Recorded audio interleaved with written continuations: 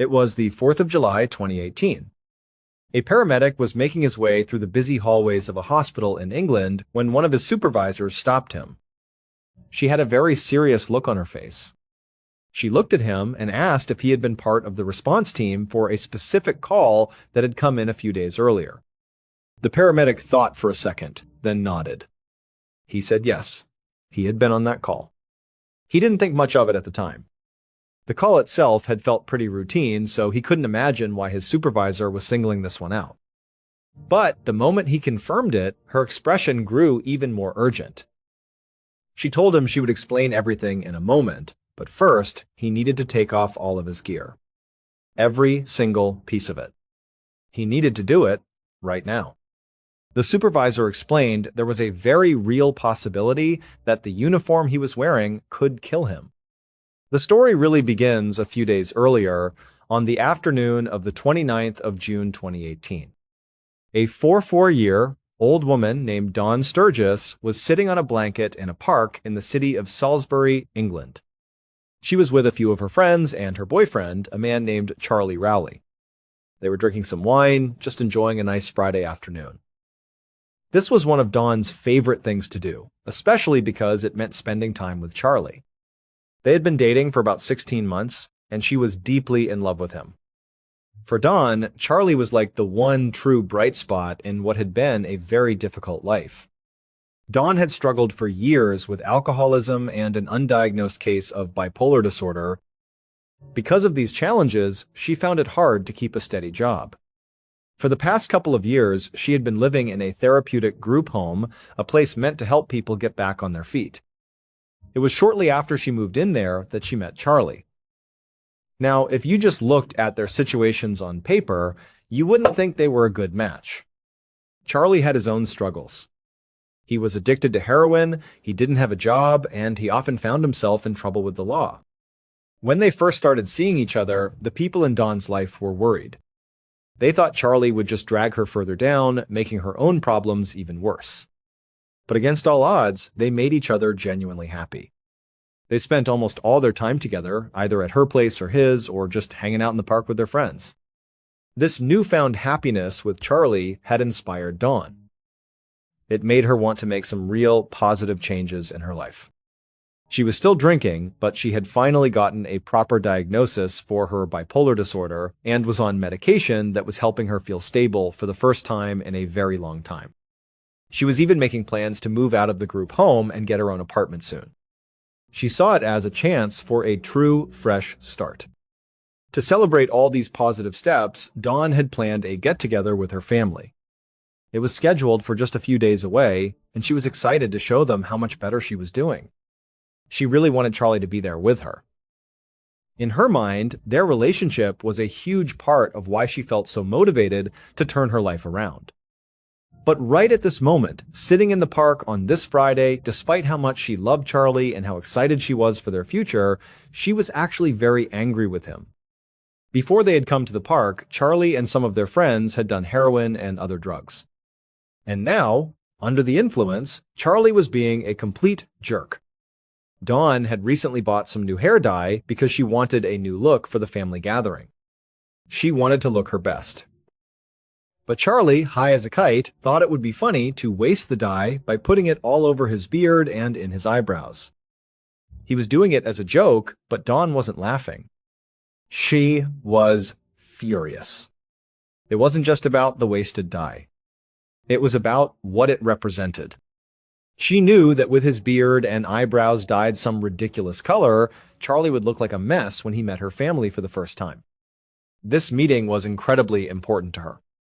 She tried to explain this to him, to tell him why she was so upset. After she confronted him, Charlie did go and try to wash the dye out. He managed to get most of it off his face, but the damage was done. Dawn still felt so annoyed by the whole thing. It felt like he didn't understand how much this meant to her. Why would he do something so stupid and risk ruining this important moment? In the end, even after he had cleaned himself up, she just couldn't let it go. She stood up, grabbed her things, and just stormed off, leaving Charlie and their friends behind to pack up the blanket and the rest of their stuff. She was just done for the day. Hours later, around 10 o'clock that night, Dawn was lying on the couch in Charlie's living room. She was listening to Charlie and their friend, a man named Sam Hobson, talk about how unpredictable and unfair life could be. Dawn was still feeling a bit irritated with Charlie, but for the most part, her good mood had returned. After she had left the park in a huff, she had gone back to her place and used what was left of the hair dye on her own hair. Then, she had called her mom. Dawn had 3 children of her own, 2 of whom were already adults. But her youngest child was in the custody of Dawn's own mother. During the phone call, Dawn had asked if maybe her youngest could come to the family get-together tomorrow. Her mother had said yes, and that made Dawn really happy. She was looking forward to seeing everyone. But right now, all she really wanted was to go to sleep. She pushed herself up from the couch and started to make her way to the bathroom to get her nightly medication. Getting there was a challenge in itself. She had to carefully step over and around all the junk and random items that were scattered all over the floor of Charlie's apartment. Charlie had a habit of going out and finding things on the street or in dumpsters and bringing them home. Sometimes he would sell what he found, but a lot of it just ended up piling up, making the apartment incredibly cluttered. Dawn managed to navigate the maze of stuff, got her pills from the bathroom, and made her way back to the couch. She swallowed the medication with a bit of water and then laid back down, settling into the cushions. Within minutes, she was fast asleep. The next morning, Dawn woke up on Charlie's couch just a little before 9:30. She had a slight hangover, just a dull headache, but by her standards, it wasn't too bad. She hadn't drunk that much the day before, so she considered it a decent start to her day. A few minutes later, Charlie walked into the living room. He sat down on the couch next to her and wished her good morning. Between her headache and her lingering annoyance from yesterday's hair dye incident, Dawn really wasn't in the mood to talk to him. But before she could say anything, Charlie's eyes suddenly lit up.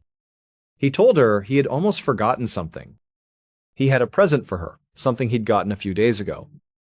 With that, he jumped up and disappeared into the kitchen. He came back, holding a small box, which he presented to her. He said it was her gift. This completely changed Dawn's mood. All her irritation just melted away. Dawn didn't receive gifts very often. She had plenty of friends who cared about her, but like her and Charlie, they didn't have a lot of money to spare. So, getting a gift was a rare and special event for her. To be getting one now, out of the blue, was incredibly exciting. She smiled a huge, genuine smile and carefully lifted the lid off the box. Inside, nestled in the packaging, was what looked like a very expensive bottle of perfume. She gasped when she saw it. The bottle looked brand new and fancy. She knew she could never have afforded something like this for herself. She was honestly shocked that Charlie had managed to get it for her. She couldn't imagine how he had done it. Dawn threw her arms around Charlie and gave him a big hug. She told him she absolutely loved it. She carefully took the bottle out of the box. She sprayed a little bit of the perfume onto one of her wrists, then rubbed her wrists together. She sniffed it and thought it smelled wonderful. So elegant. Then she handed the bottle back to Charlie and asked him to put it somewhere safe for her. With a big smile still on her face, she stood up from the couch and went to find her makeup bag. It was time to get ready for the day. About 5 minutes later, Dawn was sitting back on the couch. She had her makeup bag in her lap and was applying foundation to her face. As she worked, she was chatting with Charlie, telling him she was thinking about adding another streak of color to her hair, maybe a blue one this time. But just as she finished with her foundation and reached for her powder, she felt her headache from the morning suddenly get much, much worse. She winced, closing her eyes and hoping the sharp pain would pass. But it didn't. Soon, she started to feel lightheaded and dizzy. She also realized she was sweating, a lot more than she should have been. She stopped talking about her hair and told Charlie that she was feeling really weird. Charlie looked concerned. He asked her if she wanted him to get her some painkillers, but Dawn just shook her head no. She had already taken her prescribed medication for the day and didn't want to take any more pills, worried it might upset her stomach. Instead, she handed her makeup bag to Charlie and asked him to put it back in the bedroom for her. Then she hurried towards the bathroom, planning to splash some cold water on her face. By the time she got into the bathroom and turned on the tap, her whole body felt like it was on fire. She was sweating so profusely that just splashing water on her face didn't feel like it was helping at all. The feeling was overwhelming. So, on instinct, she just climbed right into the empty bathtub. She figured the cold, hard surface of the tub would feel good against her hot skin and might help her cool down. But as soon as she lay down inside the tub, she felt her breath catch in her chest. It was becoming hard to breathe. Back in the living room, Charlie heard Dawn moving around in the bathroom. He heard the water turn on, then off again, and then the sound of her rustling around. He was a little worried about her, but he also knew that she got hangovers from time to time, and she had clearly woken up with one today. He figured this was just a really bad one. Besides, he was feeling a bit off himself and really wanted to leave. He had plans to meet up with his friend Sam to get some more heroin. He knew that would take the edge off his own headache and nausea. But before he could get up to leave, he heard a strange sound coming from the bathroom. At first, he couldn't quite place it. It was a kind of gurgling noise. Then he realized what it was. At that point, all thoughts of leaving vanished. He jumped to his feet and rushed to the bathroom door. When he threw it open, he gasped at what he saw. Dawn was lying in the empty bathtub, fully clothed, and there was foam coming from her mouth. She was frothing. Charlie had no idea what was happening, but his instincts took over. He ran over to her, pulled her out of the tub, and gently laid her down on the bathroom floor. He could tell she was basically unconscious. Her body was limp. He leaned in close to her face and listened, but he couldn't tell if she was even breathing. In that moment, Charlie knew this was not a hangover. This was something far more serious. He scrambled to find a phone and immediately dialed the emergency line. When the dispatcher answered, Charlie frantically tried to explain what was going on. He told them his girlfriend Dawn had just collapsed in the bathtub out of nowhere. The operator got his address and assured him they would send paramedics right away. But they also told Charlie that he needed to perform CPR on Dawn while he waited for help to arrive. The dispatcher then started giving him instructions over the phone, telling him exactly what to do. Charlie was terrified, but he took a deep breath and tried to follow their directions. He had to help Dawn. He kept the phone on speaker beside him as he straddled Dawn's chest and began giving her compressions. It felt like an eternity, but it was an agonizing 19 minutes before a single paramedic finally walked through the door. By that time, Dawn's skin had started to turn a terrifying shade of blue. Charlie paced anxiously around his small apartment while the paramedic took over the chest compressions. He could hear the paramedic on his radio calling for more backup. And sure enough, just a few minutes later, more paramedics arrived and streamed into the apartment. At first, seeing more medical professionals made Charlie feel a little hopeful. He thought that more help meant a better chance that Dawn was going to be okay. But then, from his spot in the living room, he overheard one of the paramedics say something about drugs. They were talking about the possibility of an overdose. As soon as Charlie heard that, he called out to them, insisting that Dawn didn't do drugs. But in the chaos of the small bathroom, the paramedics didn't seem to hear him. A second later, their voices became more urgent. They were using a lot of medical terms that Charlie didn't understand, but he did catch one phrase very clearly. Dawn's heart had stopped. The paramedics worked tirelessly and were eventually able to get her heart beating again. But it took them more than an hour to get her stable enough to be moved from the apartment to the hospital. Charlie just watched, completely panicked and filled with despair, as they loaded his girlfriend onto a stretcher. He followed them out of the apartment, wanting to stay by Dawn's side for as long as he possibly could. Just before they closed the doors of the ambulance, he leaned in close to her and told her that he would meet her at the hospital. He promised. As the ambulance doors shut and the sirens blared to life, Charlie's friend Sam appeared. He looked completely shocked by all the commotion. They had made plans to go to a church event that day, one that was offering free food. Charlie had completely forgotten about it. He quickly told Sam everything that had just happened and explained that he couldn't go to the event. He needed to get to the hospital as fast as he could to be with Dawn. But even as he was saying the words out loud, a harsh reality set in. He knew he couldn't just go straight to the hospital. If he went there now, he had no idea how long he would be there. And since he was addicted to heroin, he knew that if he didn't get some drugs into his system soon, he would start to get incredibly sick from withdrawal.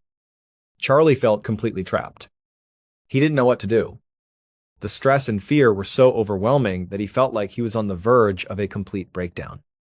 This was all just too much to handle. But then he remembered something. He had a prescription for methadone waiting for him at the local pharmacy. Methadone is a medication often given to people addicted to heroin who are trying to get clean.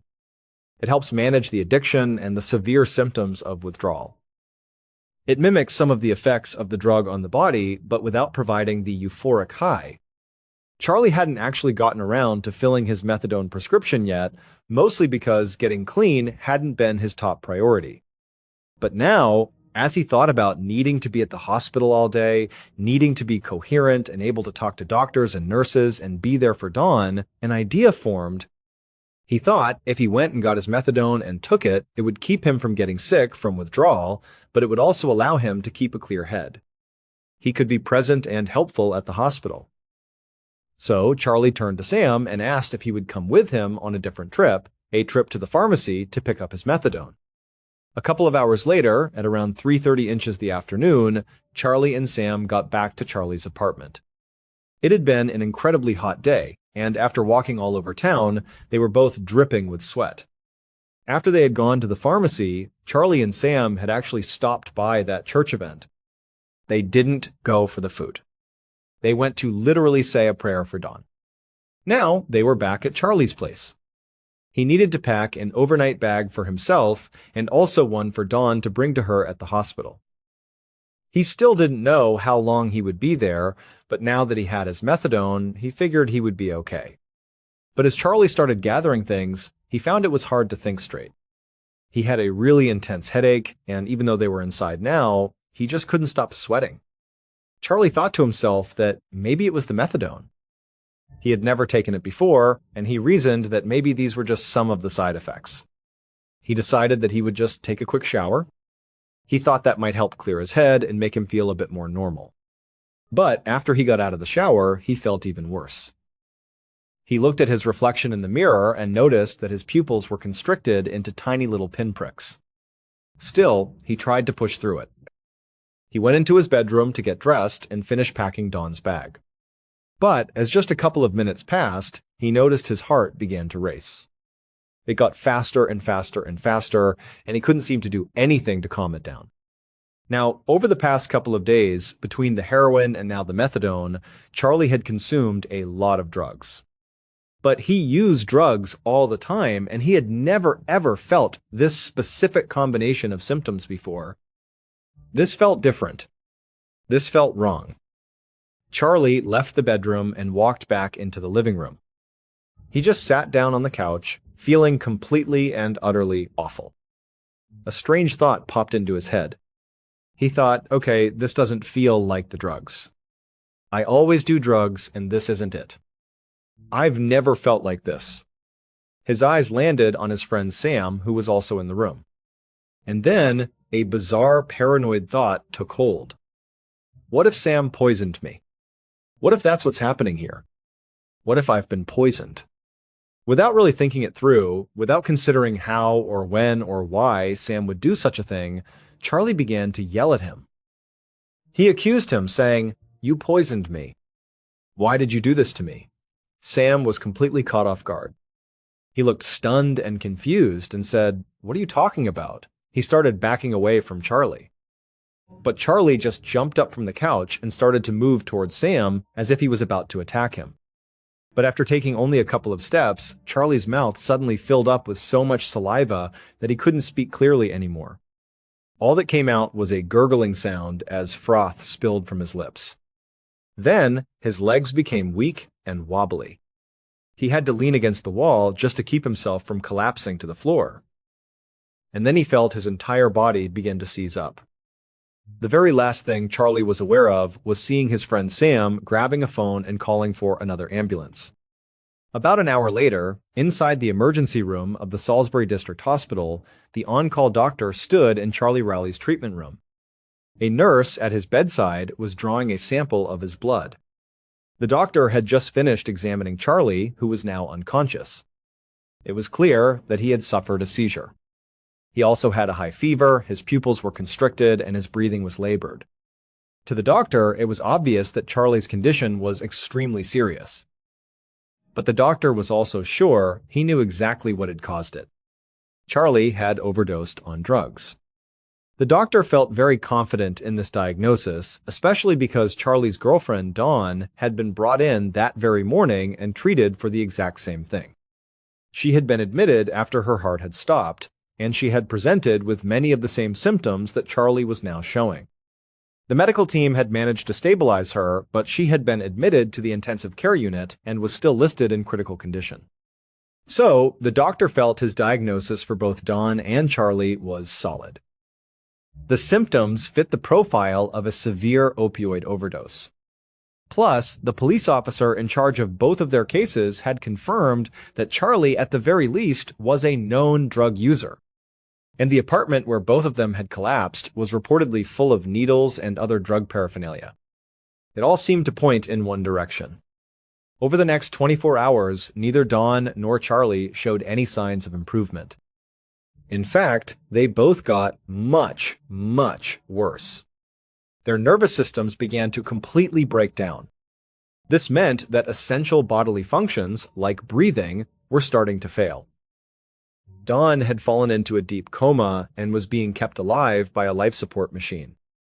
Charlie was also still unconscious, and his breathing had deteriorated so much that doctors had to put him on a ventilator to breathe for him. He had also been moved to the intensive care unit, just like Dawn. At this point, it was becoming clear to the medical staff that this probably wasn't a simple drug overdose. The way their conditions were progressing was not typical.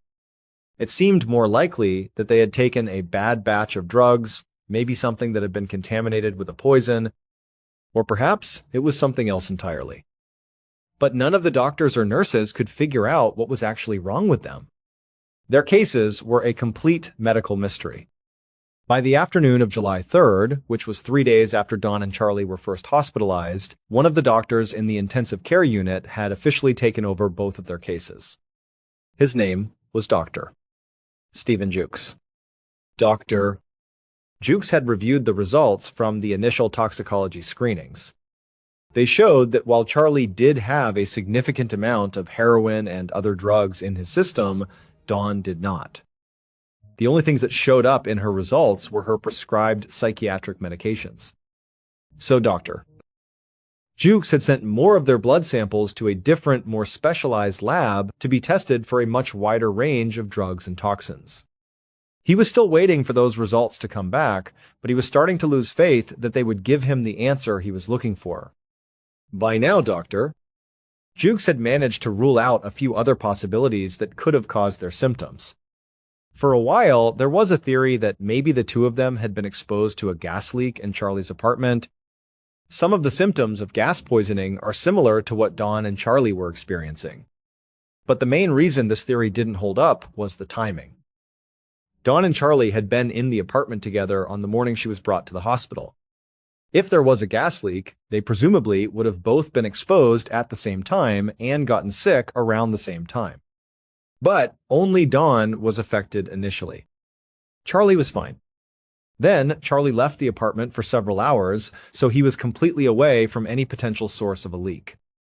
It was only after he came back to the apartment that he started to feel sick. It just didn't add up. Also, none of the first responders who had been inside the apartment working on Dawn had reported smelling anything unusual. Of course, some dangerous gases, like carbon monoxide, are odorless, but a typical natural gas leak has a very distinct smell, like rotten eggs. Plus, there was the fact that when Charlie got sick, his friend Sam was in the apartment with him, and Sam didn't get sick at all. So, all things considered, the gas leak theory seemed highly unlikely. Dr.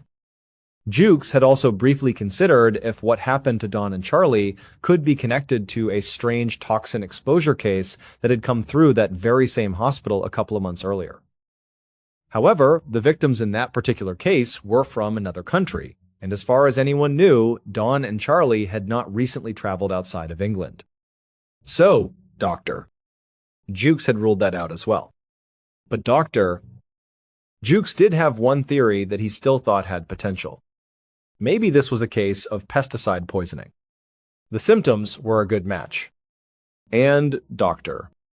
Jukes knew that sometimes street drugs can be accidentally or intentionally contaminated with powerful pesticides. So, if Don and Charlie had both taken some kind of drug that he hadn't tested for yet, it was possible they could have been exposed that way.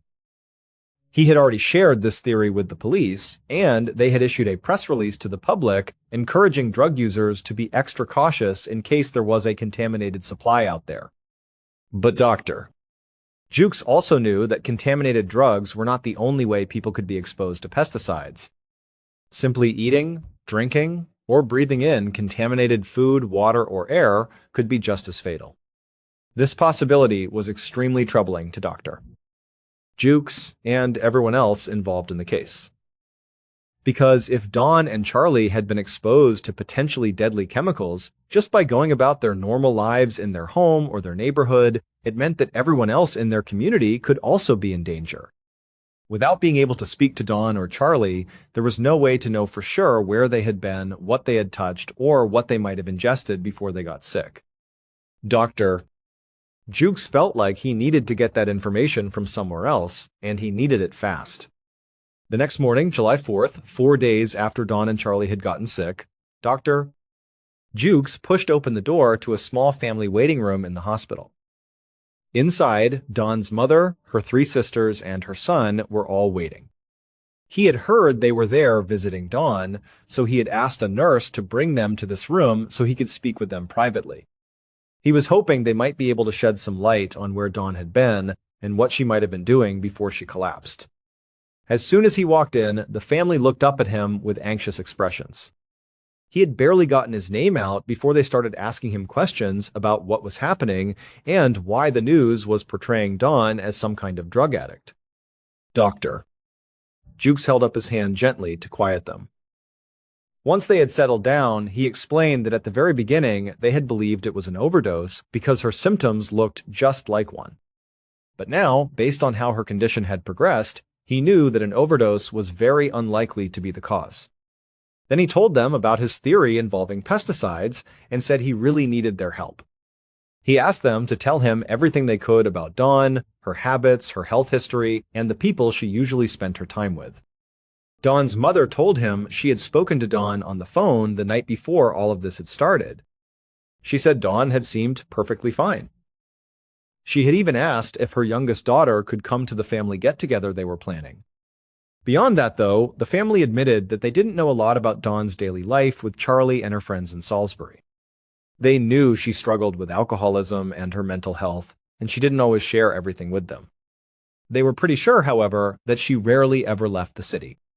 But the main thing the family wanted, Dr. Jukes to understand was that Dawn was not just some nobody, the way the media was making her out to be. She was a loving mother, a sister, a daughter, and a friend. She was someone who was really, genuinely trying to do better, and she was succeeding. She didn't want much from life. She just wanted a place of her own and a little more stability. She was on the right path to get those things. They begged him not to give up on her. Dr. Jukes promised them that he wouldn't. But as he left the room, he couldn't help but feel a sense of disappointment. He was glad to know more about Dawn as a person. She sounded like a wonderful woman. But he had been desperately hoping for some kind of breakthrough, some clue about what could have possibly happened to her. And he hadn't gotten one. None of them had been able to give him any information that could begin to explain what was going on. At this point, he really wasn't sure what else he could do. As Dr. Jukes was heading back towards his office, trying to figure out his next move. He saw a lab technician rushing down the hallway towards him. The tech was holding a piece of paper and looked frantic. When he reached Dr. Jukes! He shoved the paper into his hands. The tech was out of breath, but managed to tell Dr. Jukes that he had to read this immediately. So, Dr. Jukes looked down at the paper. He saw that it was the latest lab results for Dawn and Charlie. And as he scanned the contents, he could not believe what he was reading. The new, more comprehensive blood tests he had ordered did not show the presence of pesticides or any other street drugs. But they did show something else. Something so unexpected and so incredibly dangerous that Dr. Jukes knew in an instant that Dawn and Charlie were not the only ones at risk here. Everyone was at risk. Literally everyone in Charlie's apartment building, everyone in their neighborhood, all the paramedics, all the police officers, all the doctors and nurses who had treated them, and all the other patients in the hospital. In fact, it was even possible that everyone in the entire city was now in danger, and it might already be too late. Dr. Jukes turned and sprinted down the hall towards his office. He burst through the door, grabbed the phone, and called the police. A few hours later, a man named Philip Murphy stood on the street outside of Charlie's apartment building. Murphy was the deputy head of investigations for one of England's counter-terrorism units. His team had established a wide perimeter, completely cordoning off the entire building and evacuating every single person who lived inside. Dozens of officers and highly specialized crime scene technicians were moving in and out of the building, all of them wearing bulky, full-body protective suits. They were methodically swabbing every surface and carefully collecting any potential evidence. Because of those lab tests that Dr. Jukes had run, Murphy knew exactly what substance had made Dawn and Charlie sick. But he had no idea how they could have possibly come into contact with it. And answering that question was no longer just a medical mystery or a local police matter. It was now a matter of international security. It wasn't just Murphy's counterterrorism unit that was involved now. Multiple other agencies had been brought in, including the UK's Secret Service, also known as MI5. MI5 would be responsible for dealing with the other countries that were now becoming involved in this investigation. In addition to securing Charlie's apartment, the counterterrorism unit had been deployed to the hospital. They were now requiring anyone who visited Dawn and Charlie to wear protective gear. They had contacted all of the paramedics and police officers who had interacted with them and instructed them to bag up their uniforms and all of their equipment to be treated as biohazards. Some police officers were now tasked with sifting through thousands of hours of CCTV footage from all around the city, going back several weeks looking for any sign of Dawn or Charlie. Others were contacting their friends to try and piece together a timeline of their recent movements. At least one friend had already taken officers on a tour of the park, where they had all been hanging out the day before Dawn and Charlie got sick. Murphy already had a team heading to that park to close it off and begin taking more samples. He also had another team doing the same thing at Dawn's home. As Murphy stood there on the street watching the officers in their white suits move in and out of Charlie's apartment, he knew that as massive as this operation already was, it was really just the beginning. He knew he was going to have to be patient. Even though the situation was clearly urgent, he also knew that it could take a very long time to figure out exactly what had happened and why. At this point, all Murphy and anyone else could do was hope that the authorities could find some answers before more people got hurt. But just 4 days later, on July 8th, Dawn Sturgis was taken off life support and passed away in the hospital. Her death was an incredible tragedy for her family. For Murphy and the investigation, it was also a major blow. He had been hoping that she might wake up, that he would get a chance to speak to her. She was a potential treasure trove of information about how this whole thing had happened. And now, he would never get that chance. On July 11th, which was 11 days after Dawn and Charlie first got sick, the situation stood like this. Dawn was now deceased, and Charlie was still alive but was unable to talk. The various agencies working on the case had managed to test and eliminate almost every location that Dawn and Charlie had visited as being the source of the toxic substance. Every place except for one. The only location they couldn't rule out was Charlie's apartment.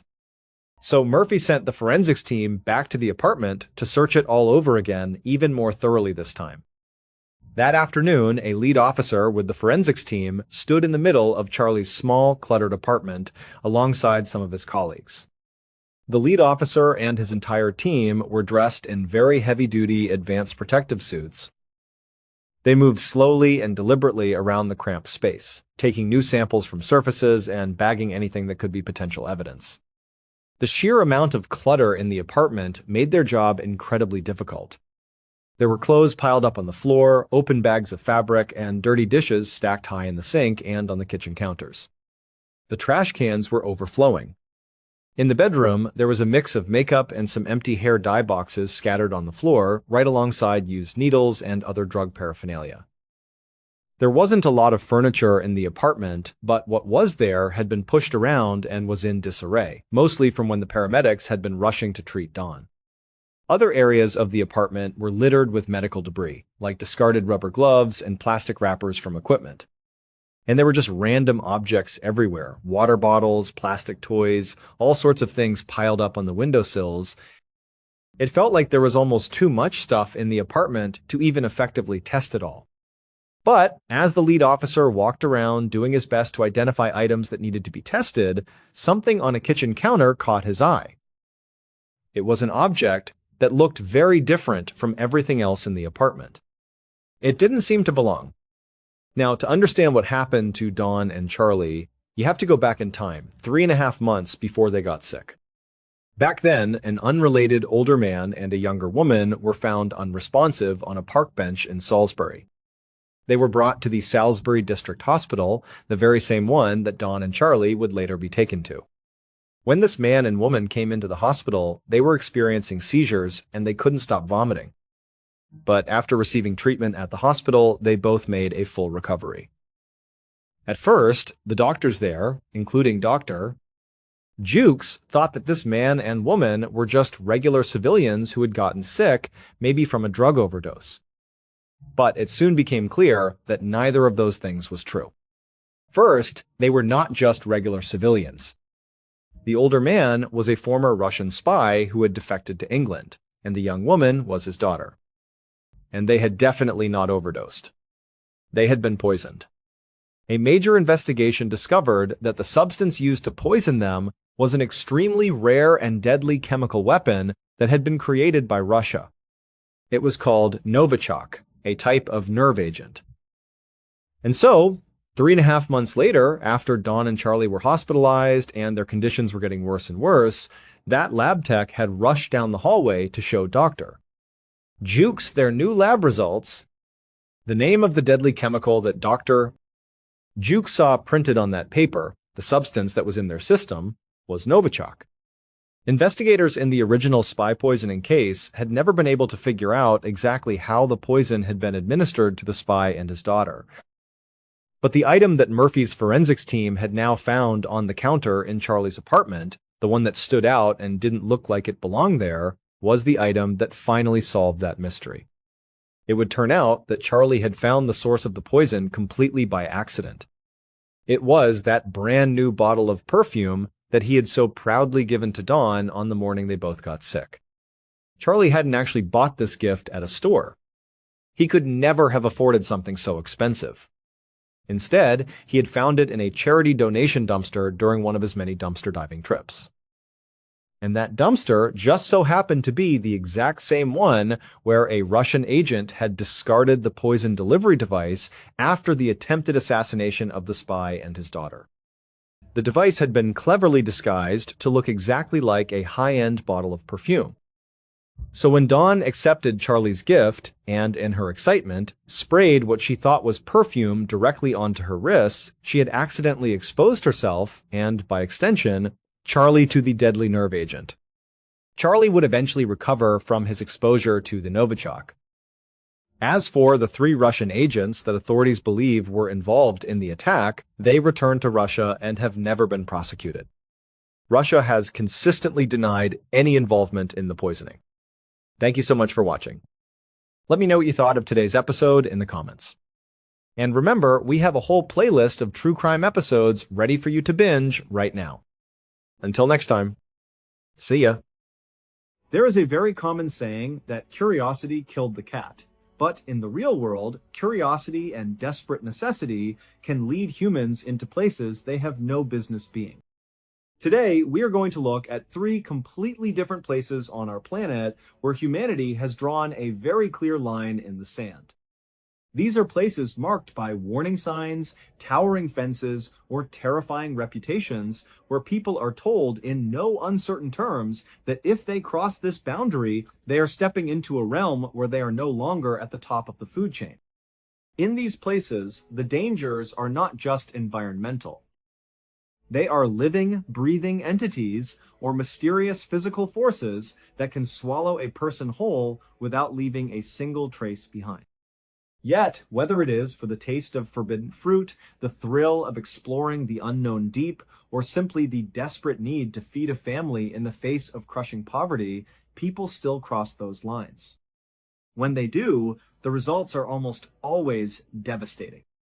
To understand this first story, we have to travel off the coast of mainland Southeast Asia, out into the vast blue waters of the Indian and Pacific Oceans.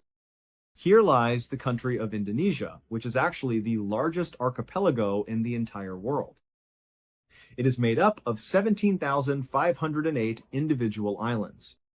To give you some perspective on just how massive this area is, if you were to measure from the westernmost point of the very first island to the easternmost point of the last island, it would stretch for 5,000 kilometers right across the equator. Many of these islands are incredibly tiny, completely uninhabited, and they look totally unremarkable from a distance. If you were looking at one particular island, located about 2,500 kilometers north of Australia, you might think it is just another beautiful tropical escape. But this island holds a very dark and dangerous secret. On this island, there are about 2,000 people living in small, isolated communities. These people are the direct descendants of former convicts who were exiled to this remote spot generations ago. And they have to share their home with a predator that is endemic to this specific island. This predator is a direct descendant of flesh-eating dinosaurs. This creature can grow up to 10 feet long and can weigh as much as 350 pounds. It has a sensory system that is so incredibly developed that it can taste blood in the air from up to 9 kilometers away. In fact, these creatures are so good at smelling blood and death that whenever there is a burial on this island, the locals have to place massive, heavy boulders over the grave sites. If they do not, these creatures will come running out of the thick jungle, dig up the freshly deceased, and eat them. This creature is the Komodo dragon. Now, a Komodo dragon has a savage bite, and they certainly have the strength and the teeth to rip a human being completely in two. But the way they hunt is actually much more sinister. They do not typically bite to kill their prey on the spot. Instead, they bite to create a massive, deep flesh wound, and then they inject a highly toxic venom directly into the wound site. This venom prevents the blood from clotting and sends the victim into shock. This clever and terrifying adaptation allows the Komodo dragon to avoid expending a ton of energy chasing down their prey. They basically just bite you once, poison you, and then they walk away. They will follow you at a distance, waiting for up to 24 hours for you to slowly weaken and die, and then they will close in and eat you. They are strict carnivores with a truly voracious appetite. A single Komodo dragon can eat up to 80% of its own body weight in a single day. The locals have watched these monsters bite goats and then literally eat them whole by opening their jaws incredibly wide and ramming the goat's body against a tree trunk to force it down their throats. But when goats, sheep, and wild buffalo are not enough to satisfy their constant hunger, these dragons will start eating each other. Cannibalism is so common among Komodo dragons that their young actually spend the first 4 years of their lives hiding high up in the trees. They do this because if an adult Komodo dragon, even their own parent, spots them on the ground, they will be eaten immediately. On top of all of this, these creatures can climb trees, run incredibly fast, and swim faster than any human can. This is their kingdom, and it is called Komodo Island. Back in 2009, a 31-year-old local fisherman named Muhammad Anwar was living on this island. He had grown up there, so he was highly aware of the dangers. He knew the rules, and he knew where not to go. But on this particular day, Muhammad wanted some fruit. Normally, he would just walk outside of his house and pick some of the apples that grew nearby. But for a long time, he had been tantalized by the sugar apple trees that grew inside a heavily fenced-off section of the island. This area was known by the locals as the Forbidden Section. This section was, of course, teeming with Komodo dragons, and as a result, the locals basically fenced it off and said, "We do not go over there, and they do not come over here." But Muhammad had always wanted those sugar apples. He had grown up here and had never got to have one. So, on this day, for whatever reason, he decided, today is the day I am going to get one. He went over to the fence and looked out. There was some fairly tall grass, so he could not see what was on the immediate other side of this fence, but it was pretty open and he could see the trees in the distance. After looking around and feeling like the coast was clear, he hopped the fence and ran out to the sugar apple tree. But what Muhammad did not realize was that his neighbor, Teresa Tawa, was outside and happened to look over at him right as he hopped the fence into the forbidden section. Teresa ran over to the fence and yelled to him to come back, but he did not hear her. So she stood at the fence looking out, scanning the area herself to see if there were any Komodo dragons out there. She did not see any, so she watched him, hoping he would just get the apples and come back without incident. As she was watching, she saw him reaching out and extending his arm just far enough to get one more apple, but then he lost his footing and fell to the ground. From her perspective, she could not see Muhammad on the ground because the tall grass obscured him. She did not know if he was laying there unconscious or if he was just rolling around in pain and about to stand up. She stood there anxiously, hoping he would stand up soon, and then she heard the sound of two Komodo dragons running through the tall grass. You could see the grass moving as these two massive creatures ran and grunted at full speed towards Muhammad. When he fell, he had cut himself, and they smelled his blood and charged over. Teresa could only scream and yell for help as these two Komodo dragons ate Muhammad. The authorities were able to get out there pretty quickly, and they were able to get the Komodo dragons off before they actually consumed him, but he was already dead. Today, you can actually go to Komodo Island as a tourist, but it costs you $1,000 to get a membership fee, and then once you get there, you are only allowed to be in a few different sections that are totally regulated, and you are really not anywhere near the Komodo dragons because it really is extremely dangerous. On the evening of June 20th, 1965, 4 high school friends set off for a remote desert location about 90 miles northwest of Las Vegas, Nevada, that was within the very famous Death Valley. They arrived at their destination, which, if you did not know any better, would just look like the middle of nowhere in the desert. But to them, they knew exactly where they were. So they parked their car, got out, and began unloading very heavy underwater diving equipment and began walking it up a nearby hill. The group was made up of 19-year-old Paul Giancontieri, his brother-in-law, 20-year-old David Rose, 19-year-old Bill Alter, and his younger brother, Jack, who was 16 years old. As these 4 boys walked their diving equipment up this hill, they were hit with sign after sign after sign that was telling them, do not go any farther, turn around. They made it to the top of the hill, and they were met with a huge fence, which once again said, do not go any farther. Without any hesitation, they went right under the fence and began walking down the other side, which was a very steep 30-foot rocky slope that led down to this very narrow strip of water. This water was the entrance to a very famous underground cave called the Devil's Hole. Their plan was to dive all the way down to the bottom of the cave, which was at 325 feet. So they got down to the bottom of the hill and they began putting on their scuba gear. But Jack, the youngest, started having second thoughts. He told them he did not want to do this anymore. They told him to suit himself, and so Jack volunteered himself to sit on the outside and be their lookout, while the other three, Paul, David, and Bill, went ahead with the dive. They put on the rest of their equipment and hopped into the warm water, which stays at about 92 degrees Fahrenheit year-round. They checked their flashlights a couple of times, and when they were ready, signaled to each other and began their descent down into the dark abyss of the Devil's Hole. For the next couple of hours, Jack just sat on the surface waiting for his brother and his two friends to return.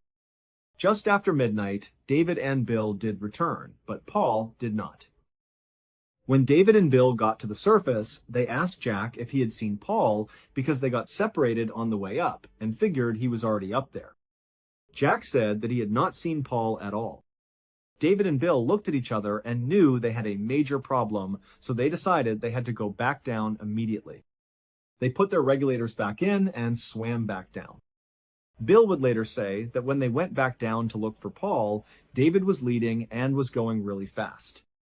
It was pitch black down there, and Bill only had his flashlight to see David, who was creating separation and getting farther and farther away. Bill had no way to stop him, and at some point he lost him completely. David was just gone. Bill, not wanting to turn this into an even bigger problem, stopped where he was and went back to the surface. He and his brother Jack sat there anxiously waiting for David and Paul to return, but they did not. At some point, Jack went and got the authorities. When the police got the report about the two missing divers inside Devil's Hole, they contacted a guy named Jim Hoots, who was a professional diver who regularly dove inside Devil's Hole. He was very familiar with it, and they got him on scene within a few hours to go looking for these guys. Originally, the hope was that Paul and David had found their way into a section of Devil's Hole called Brown's Room, which was a big air pocket where, in an emergency situation, they might have found refuge. Jim and his dive partner got to the edge of Devil's Hole, put on their gear, and hopped in. They began their descent into the total darkness using their powerful lights. They went down about 90 feet to where the tunnel basically funnels down to a narrow point. You have to wriggle through and push through this tight section, and once you get through that, you enter into a massive chasm. If you shine your light in any direction, the walls are so far away that it looks like you are shining a light into infinity. To get to Brown's room, they needed to push through that little funnel and then immediately turn left and track the ceiling until they found a tunnel that goes back up again. That tunnel is very tight and claustrophobia-inducing, but if you take it 90 feet back up, you get to Brown's room. Jim and his partner made their way up this tunnel and got to the air pocket, but there were no divers there. So they went back down through the tunnel and into that huge chasm. They knew that if the boys were not in the air pocket, they were going to go down further to see if they could find them on the lower ledge. The lower ledge was a rocky outcropping about halfway down to the bottom of the cave. It was a natural break point before you went to the bottom. As they descended in this infinity chasm, Jim was shining his flashlight in every direction looking for signs of these guys, and at some point, his light picked up a reflection on the lower ledge. They got down to the lower ledge and saw that the reflection was from the glass of a dive mask sitting right on the rocks. Next to it was a single dive fin. Jim and his partner picked these items up, went back to the surface, and confirmed with Jack and Bill Alter that the mask and fin indeed belonged to David and Paul. Afterwards, they told the search party that the boys were not in Brown's room, and since they would have run out of air by now, it was safe to say they were deceased. Jim and his partner wanted to go back in and go all the way to the bottom to confirm if their bodies were down there. They got back in the water, went down the 90 feet, wriggled through the narrow section, and descended past the lower ledge all the way down to 325 feet. But as they scanned the bottom, they saw absolutely nothing. There were no bodies, no equipment, nothing. It was at this point that Jim noticed a little hole in the bottom of the cave floor, barely big enough for a full-size person with tanks to fit through. When he got to the edge, he felt a strong current pulling his legs down into this hole. It was like a drain on a bathtub when the plug is pulled. Jim and his dive buddy pushed themselves back to avoid getting sucked in, and Jim pulled out a weighted piece of string that was 932 feet long. He let this line go inside of this hole, and it went all the way down to 932 feet without touching any surface, meaning the hole was at least that deep. Jim pulled his line back up, looked at his partner, and they both decided not to go down there. They knew that if they went in, the current was so strong they would never get back out. They went back to the surface and explained that the divers had likely developed nitrogen narcosis, got disoriented in a drunken state, and were pulled into this hole by the suction before they could stop themselves. To this day, their bodies have never been found, and scientists still do not know how deep that hole is. But in 2012, an earthquake in Mexico, 2,000 miles away from Devil's Hole, caused a tsunami to come through Devil's Hole. Scientists believe that hole leads to an underground ocean that connects to other parts of the world as far away as 2,000 miles. Today, diving is still strictly forbidden inside Devil's Hole. Pearly Beach is a beautiful little beach town in South Africa that is very popular amongst tourists. There is lots of snorkeling, whale watching, and horseback riding on the beach. But behind this beautiful vacation town, down a bumpy access road going inland, you come to an unmarked settlement called unexplained. This place is the exact opposite of a vacation resort. Basically, everyone there is completely impoverished.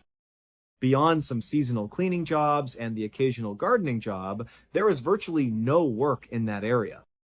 As a result of this crushing poverty, the men in this town have had to take on one of the most dangerous jobs in the world. It is called abalone poaching. Abalone are a very rare type of shellfish that are illegal to be captured and sold, but there is a booming illicit market for them, with the primary customers being the Chinese, who view eating abalone as a status food. Abalone can only be harvested by hand, and one of the very few places you can find them is on Dyer Island, which is 3 kilometers off the coast of Pearly Beach. So the men of unexplained have become the primary labor force to go collect these shellfish for this illegal trade.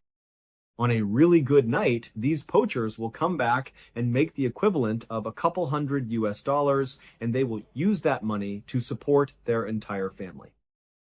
This is the one thing that generates money in their community, so the young men are willing to take the ultimate risk.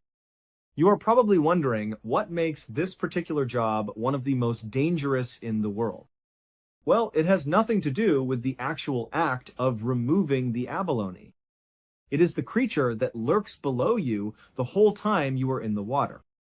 In the early morning hours of September 3rd, 2017, a group of poachers met on Pearly Beach to make their way out to Dyer Island. Because they are so poor, they do not have the money to rent a boat, so they swim the 3 kilometers out there. It takes them about 3 hours to swim out. Then they stay there for 3 hours, going down on a breath hold over and over again, pulling abalones off the reef, and then they swim 3 hours back. This particular day, they were pulling up their wetsuits, chatting nervously, and trying not to talk about the sharks. One of the men was 34-year-old Zalela, who had taken a break from poaching because of the danger, but he had just found out his wife was pregnant and needed the extra cash.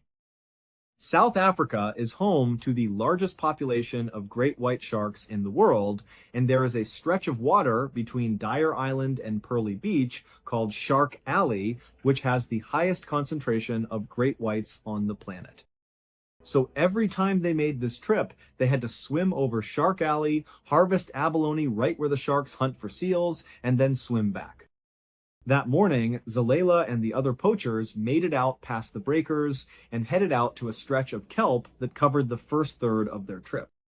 They stayed in this kelp field because they believed the sharks did not like to go in there. But at some point, they reached the end of the kelp, and what lay ahead was the open water swim to Dyer Island.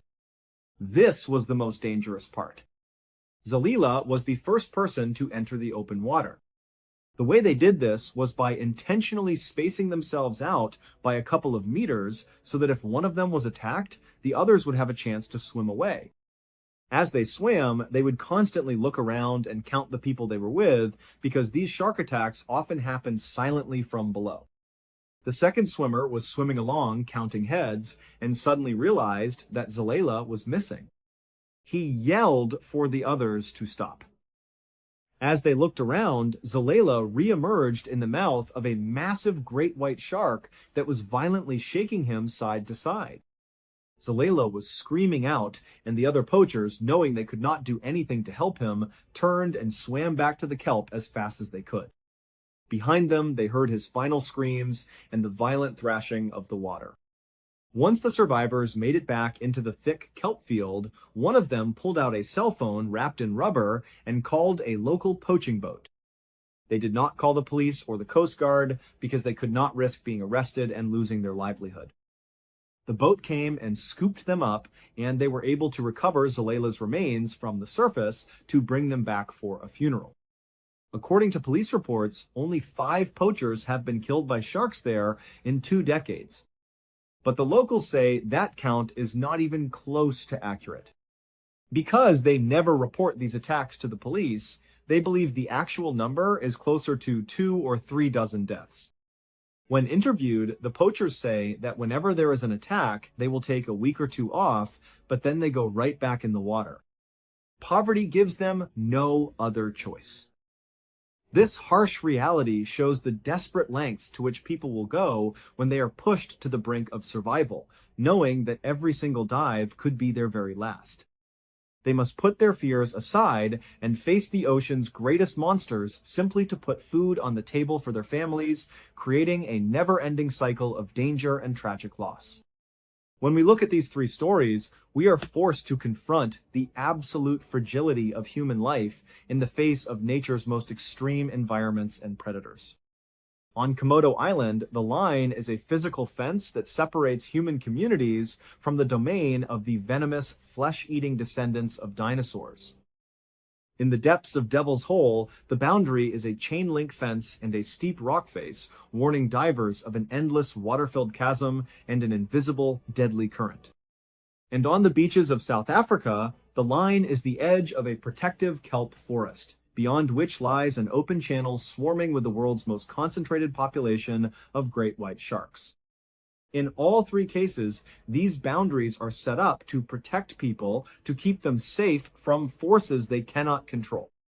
But human desire, curiosity, and sheer desperation are incredibly powerful motivators that can easily override the fear of death. Mohammed Anwar simply wanted to taste a sweet fruit he had never had before, a small pleasure in a life of hard work. Paul Giancontieri and David Rose wanted the ultimate thrill of exploring the deep, unknown secrets of the earth, pushing past boundaries just to see what was on the other side. And Zalela was driven by the deep protective instinct of a father who wanted to make sure his unborn child and pregnant wife would have a chance to survive. Their motivations were completely different, but they all led to the exact same place. A confrontation with a danger they could not escape. These tragic events leave a haunting resonance on the families and communities left behind.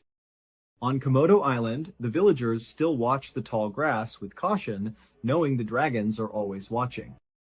In the desert of Death Valley, the quiet waters of Devil's Hole look peaceful from the surface, showing no sign of the 2 teenage boys who were pulled down into the mysterious depths 50 years ago, leaving their families with unanswered questions that will never be solved. And in the impoverished settlement of Oluxulwani, the young men continue to prepare for their dangerous swims, knowing the risks, but having no other way to survive. It makes you realize that sometimes the lines we are told never to cross are there for a reason, and once you take that step over the boundary, there is no turning back. The frightening part about these stories is that none of these people expected their day to end the way it did. They were simply chasing curiosity, adventure, or survival. If you enjoy true stories about the strange, dark, and mysterious, there's another one waiting for you right now. Go ahead and click it, and I'll see you in the next story. Until next time, see ya! On October 9th, 2010, a little 2-year-old boy named Rowan Griffin was sitting happily in the back seat of his family's car. He was buckled into his car seat, wedged between his 2 older siblings. His father was at the wheel, navigating the familiar country roads. They were all on their way to a big family party, a get-together at Rowan's grandparents' house. It was one of those perfect autumn days, the kind that feels like a special occasion all by itself. The grandparents lived in a town called Richmond, New Hampshire. It's a very rural part of the state, a place where houses are separated by thick stands of trees and long winding driveways. Their home was exactly like that. It was literally nestled in the woods. To even get to the house, you had to turn off the main road and go down a very long gravel driveway that cut through the forest. The house itself was a simple single-story home, but the real attraction was the backyard. Rowan's grandparents had spent years clearing out the trees behind the house, creating this huge open space. It was the perfect spot for family cookouts, for kids to run around, and for everyone to gather. As Rowan's dad turned the car into that long driveway, they could already see that the party was in full swing. Cars were parked all along the gravel path, lining it all the way from the house back out to the street. It was a clear sign that this was going to be a big one. They found a spot to park and made their way up towards the house. And sure enough, when they rounded the corner into the backyard, it was just a sea of people. There were adults chatting in groups, teenagers tossing a football, and dozens of little kids, Rowan's cousins, running and screaming with joy. For a 2-year-old like Rowan, it was paradise. The moment his dad unbuckled him, he and his siblings took off like a shot, disappearing into the crowd of kids to go play. For the next couple of hours, everything was perfect. The kids were having the time of their lives, darting between the adults, playing tag and exploring the edges of the big yard. The grown-ups were catching up, grilling food, and just enjoying the beautiful day. At some point, a few of the adults started to notice Rowan. Later, when they would try to piece everything together, they'd all remember the same detail. They saw Rowan chasing a cat. The grandparents had a friendly little cat that lived on the property, and Rowan was absolutely fascinated by it. He was following it all around the backyard, his little legs pumping as he tried to keep up. A number of adults saw him do this. They saw him giggle as the cat dodged around a picnic table. They saw him chase it towards the edge of the woods that bordered the yard.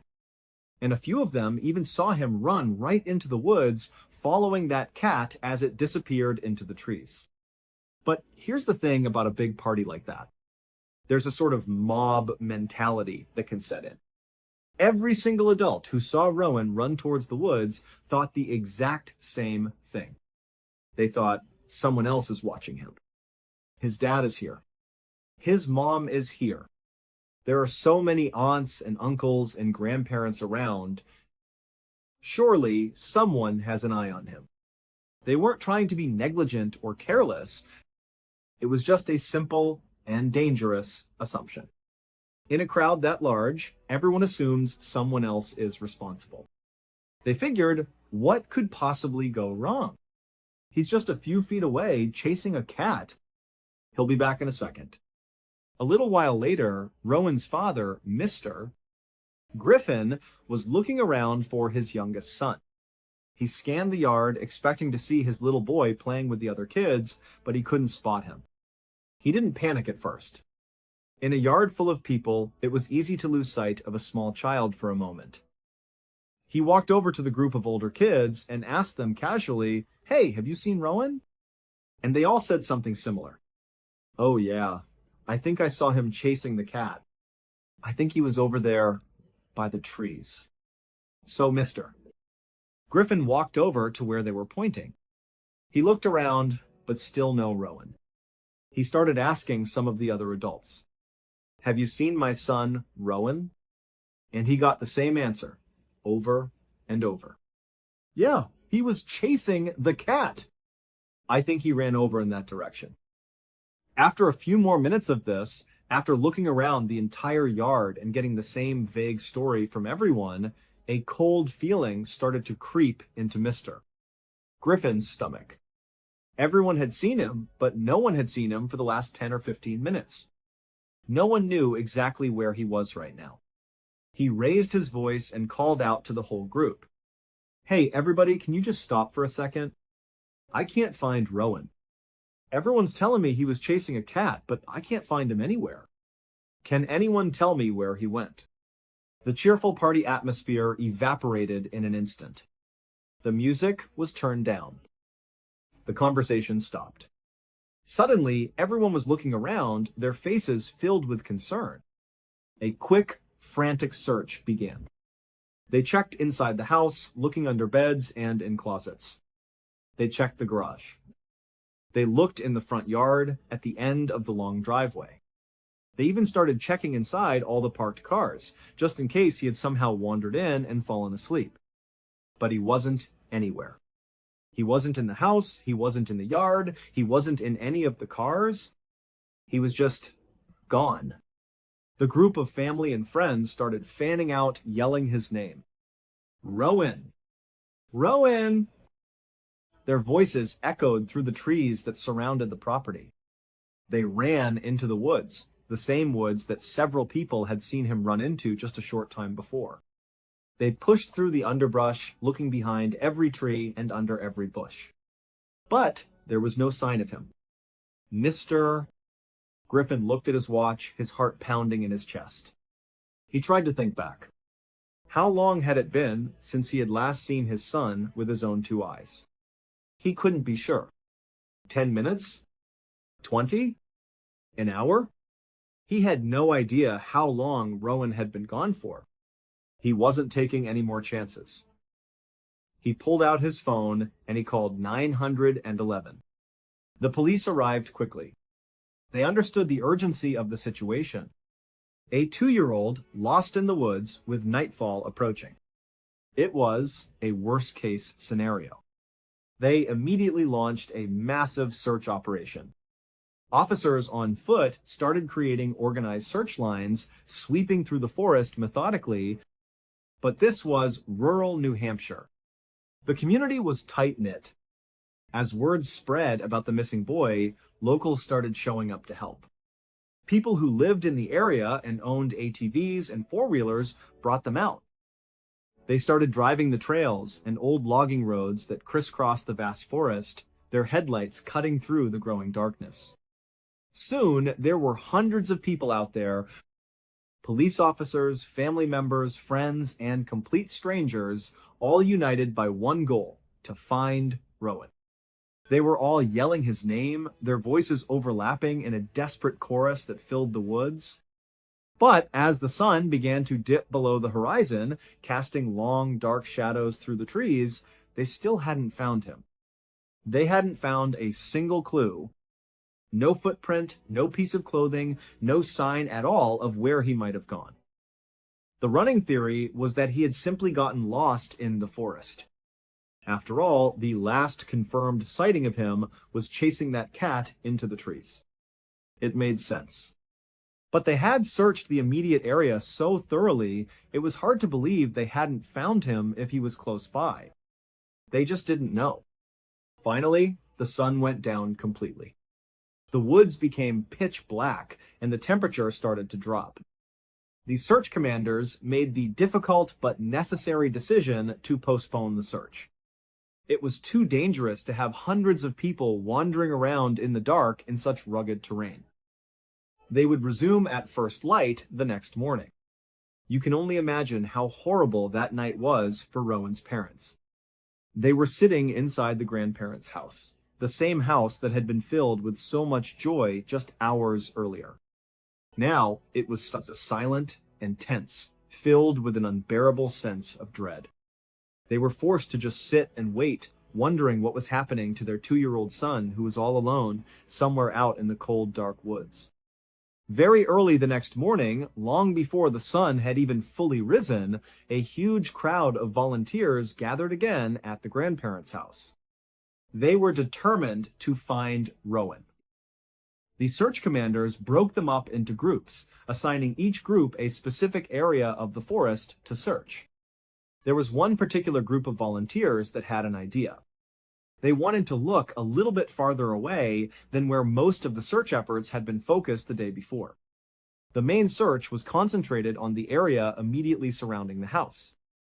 This group wanted to go about 3 miles away to a large, swampy area they knew was out there.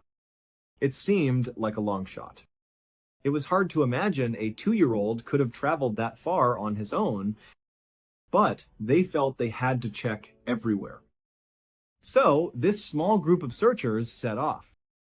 They made their way through the dense woods for a couple of hours until they finally reached the edge of the swamp. And they could tell right away that this was going to be incredibly difficult terrain to search. It was a true swamp, wet and deep and treacherous. They were all wearing waders to keep dry, but with every step they took onto what looked like a solid patch of ground, they would sink 2 or 3 feet into the cold, murky water. It was slow, exhausting work, just sludging their way through the thick bog. They pressed on, moving deeper into the swamp. At some point, they made their way through a thick patch of reeds and into a small clearing. And that's when they saw it. Sitting on top of a fallen log on a small patch of dry land, there was what looked like a pair of children's shoes. They looked small, definitely small enough to belong to a child. Their hearts started to beat a little faster. They waded their way over to the log and climbed up onto the dry section of land. They walked over and picked up the shoes. They were definitely kids' shoes. This had to be a sign. They immediately started yelling out for him. "Rowan! Can you hear us, Rowan?" They yelled a few times and then they stopped, holding their breath and listening intently. For a moment, there was only silence. The sound of the wind in the reeds, the buzzing of insects. And then they heard it. A tiny, faint voice calling back to them. From somewhere deeper in the swamp, they heard him yell, "Here!" They followed the sound of his voice, pushing their way past a huge, thick bush. And when they looked through the branches, they saw something they could not believe. In the middle of a wide, open bog of water, there was a tiny little island, and on that island, there was a single tree. And clutching onto that tree was Rowan. He was just standing there on this little patch of land, holding on to the tree trunk. From where they were standing, he looked perfectly fine. He looked dry. He looked okay. He was just standing on this island in the middle of a deep swamp, completely surrounded by water. Immediately, the searchers didn't hesitate. They jumped right back into the water and started wading their way out towards the island where Rowan was. The whole time they were moving towards him, the water was coming up to their chests. They were looking around, trying to gauge the depth. It was at least this deep all the way around the little island. It was a significant body of water. And as they got closer, they looked up at Rowan and they confirmed what they had seen from a distance. The little boy was bone dry. His clothes weren't wet. His hair wasn't wet. He was a 2-year-old. They had no idea if he knew how to swim or not, but it seemed highly unlikely. And so, as they were sludging through this chest-deep water, they were all thinking the exact same thing. How in the world did he get out here? But in that moment, none of that mattered. Their only thought was, let's just get this kid and bring him back to his parents. They finally reached the edge of the island and pulled themselves up onto the dry land. They gave Rowan a quick look over. He seemed completely unharmed, just a little scared. One of the searchers gently picked him up, making sure to keep him out of the water, and they carried him all the way back. They navigated their way out of the treacherous swamp, back through the woods, and all the way back to his parents. Initially, when they brought Rowan back, everyone was just so overcome with happiness and relief that he was alive. His parents, the police, the hundreds of volunteers, they were all just celebrating the fact that he was safe. No one was asking any tough questions. No one was pressing the issue of what happened, or how he was found on that island, or how he got out there in the first place. They were just leaving it alone. They were just so incredibly happy to have him back. But after the initial wave of emotion had passed, after the dust had settled, Rowan's parents started to gently ask him some questions. They would sit with him and say, what happened out there? How did you get lost? And how did you get onto that little island? At first, Rowan wouldn't say anything. He was only 2, and he had clearly been through a major ordeal. But eventually, he did start to talk about it a little bit. He said that there were cows out there, in the woods. He said that he was very scared of the cows. And he said that he went to the island because he wanted to get away from the cows. Now, this was a very strange thing for him to say. The police and the searchers knew for a fact that there were no cows in that swamp. There were no farms for miles around. There was no livestock anywhere near where he was found that night. So, this left 2 possibilities. Either he was so scared and disoriented that he was hallucinating, seeing animals that weren't there at all, or he was seeing something else, something real, and his 2-year-old brain was simply mislabeling it as cows. Whatever it was that he saw, or believed he saw, it had clearly scared the heck out of him. Whenever his parents would bring up the cows, he would get very frightened and agitated. But, regardless of what he saw or didn't see, the million-dollar question remained. How did he get out to that island? It was a physical impossibility. For a 2-year-old boy, as small as he was, to get to that island, he would have had to swim. The water was simply too deep for him to walk through. It was chest deep on a full-grown man. And everyone knew that Rowan did not know how to swim. But even if you entertained the idea that he had somehow magically found a way to swim across it was that deep water, there was still a huge unexplainable problem. Why wasn't he wet? The searchers who found him were adamant. He was bone dry. It's also worth noting that this entire strange event took place just a few miles away from a place known as the infamous Bennington Triangle. This is an area in southern Vermont, right near the New Hampshire border, where there has been a whole string of very strange and mysterious disappearances over the years, many of which have never been solved. Back in 1953, there was an 11-year-old boy named Jerry Monkman. Jerry was, by all accounts, considered a very frail child for his age. He was much skinnier than the other boys in his class, and he was shorter than most of his peers. On top of that, he had a really bad case of asthma. This was a breathing condition that made doing anything remotely physical very difficult and sometimes even dangerous for him. But despite his perceived fragility and his health issues, Jerry absolutely loved being outside. He loved hiking, he loved camping, and he was a very proud member of the Boy Scouts. So, on April 25th of that year, Jerry was incredibly excited. He found out that his Boy Scout troop was offering a special trip. They were going to the Rocky Mountain foothills to go camping and hiking for an entire weekend. For a boy who loved the outdoors as much as Jerry did, this was a dream come true, and he jumped at the opportunity to go. A few days later, Jerry, his entire troop, and their troop leaders all piled into a van, and they made their way up into the majestic Rocky Mountains.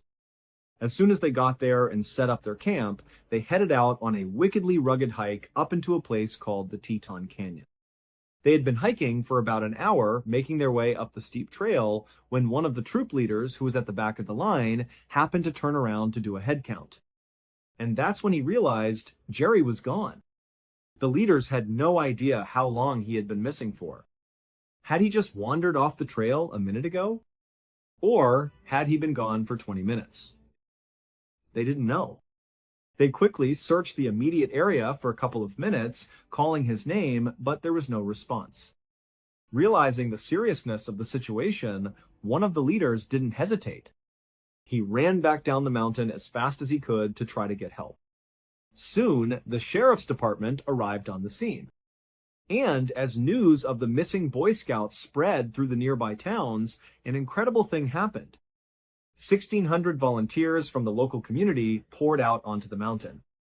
They came from all over, ordinary people who just wanted to help find this little boy.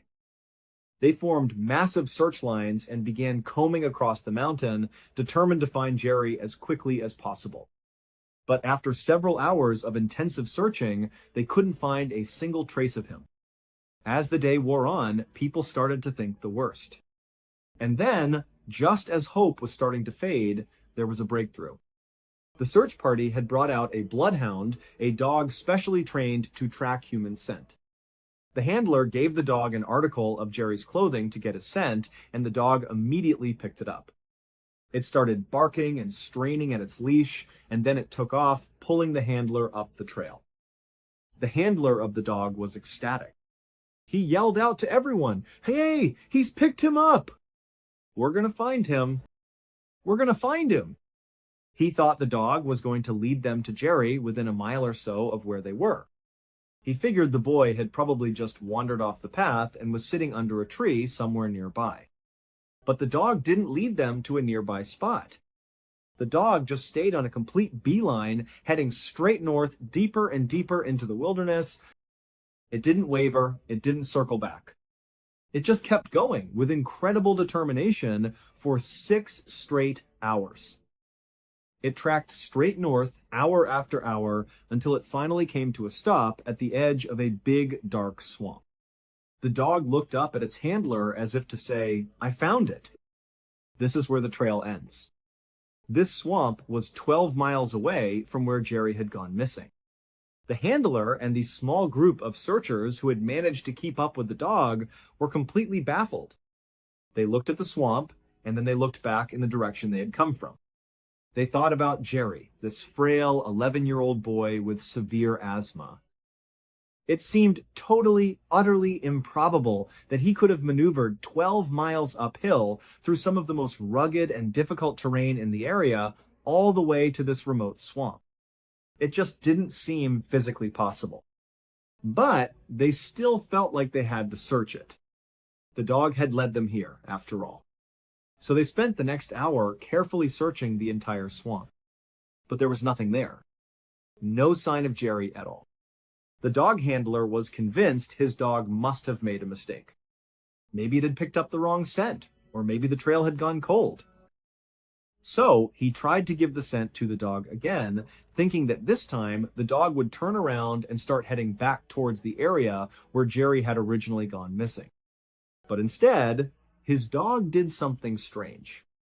It just sniffed the air, looked around, and then sat down right where it was, essentially reconfirming that, nope, this is where the scent brought me. I'm still right. The dog was certain this was the end of the trail. The dog handler and the exhausted searchers who had made this long, treacherous 12-mile journey up to the swamp, they just couldn't accept it. They decided that the dog must have made a mistake. The kid could never have been here. It was a physical impossibility. So they turned around and began the long walk back, feeling defeated. The next morning, at around 8 o'clock, a completely different story was unfolding about 30 miles away from where Jerry had gone missing. An 8-year-old boy named David was out riding his horse. He was just enjoying a quiet morning ride when he happened to look over at the tree line that bordered the field he was in. And just then, a boy stumbled out of the trees. The boy looked tired and disoriented, but he waved to David. So David rode his horse over to see who it was. And it turned out it was Jerry Monkman. Jerry just told David that he needed to get back to his group. David, being a curious 8-year-old, asked him, what are you doing all the way out here? And Jerry's answer was simple and strange. He just said, I don't really know. I need to get back to my group. I was with a group yesterday, and I need to get back to them. Apparently, David then asked him the logical follow-up question. Well, how did you get here if you were with them yesterday? And all Jerry could say was, I fell asleep under a tree. I don't know. When word got back to the massive search party that they had found Jerry and that they had found him 30 miles away, they were in a state of absolute disbelief. The day before, it had been considered completely unbelievable that he could have possibly traveled 12 miles to that swamp. The searchers had literally dismissed the bloodhound's findings because they thought it was so impossible. No way, they said. He couldn't have done it. And now they were being told that he had clearly traveled at least 30 miles to have been found by David where he was. And that's 30 miles as the crow flies. That's a straight line on a map. The reality is, when you're walking through the wilderness, you don't walk in straight lines. You have to make turns, you go left and right to get around obstacles, you follow switchbacks up and down hills, and the area he must have traveled through over those 30 miles is all unmarked wilderness. It's this rugged, hilly, awful, unmarked terrain. So, for him to cover 30 miles in a straight line, he almost for sure had to have covered 40, maybe even 50 plus miles on foot to get there. So, the police asked him. They sat down with him and they said, "Jerry, how did you do this? How did you cover the incredible distance you covered in such a short amount of time?" And Jerry would just tell them the same thing he told David. He said he just remembers sleeping under a tree. And then he would wake up and he would see animals. He said they were poking their heads around from behind different trees. He didn't know what kind of animals they were, but they were watching him. And he was worried that they were going to hurt him, but they never did. He said he was able to just keep walking, and he would keep sleeping under these trees, and he kept seeing these strange animals that were just watching him from a distance. And he just kept repeating, "They never hurt me. They never hurt me." Obviously, this did not answer any of the questions that the investigators were desperate to have answered. They just felt like, okay, maybe he's in shock. We can try to ask him again at another time. But as time went on, his story never changed. And so the prevailing theory among some became, well, then he must have been abducted. That's the only way he could have covered this kind of distance. But that just begs an even bigger question. Who is capable of moving an 11-year-old boy that much distance through that kind of terrain in such a short amount of time?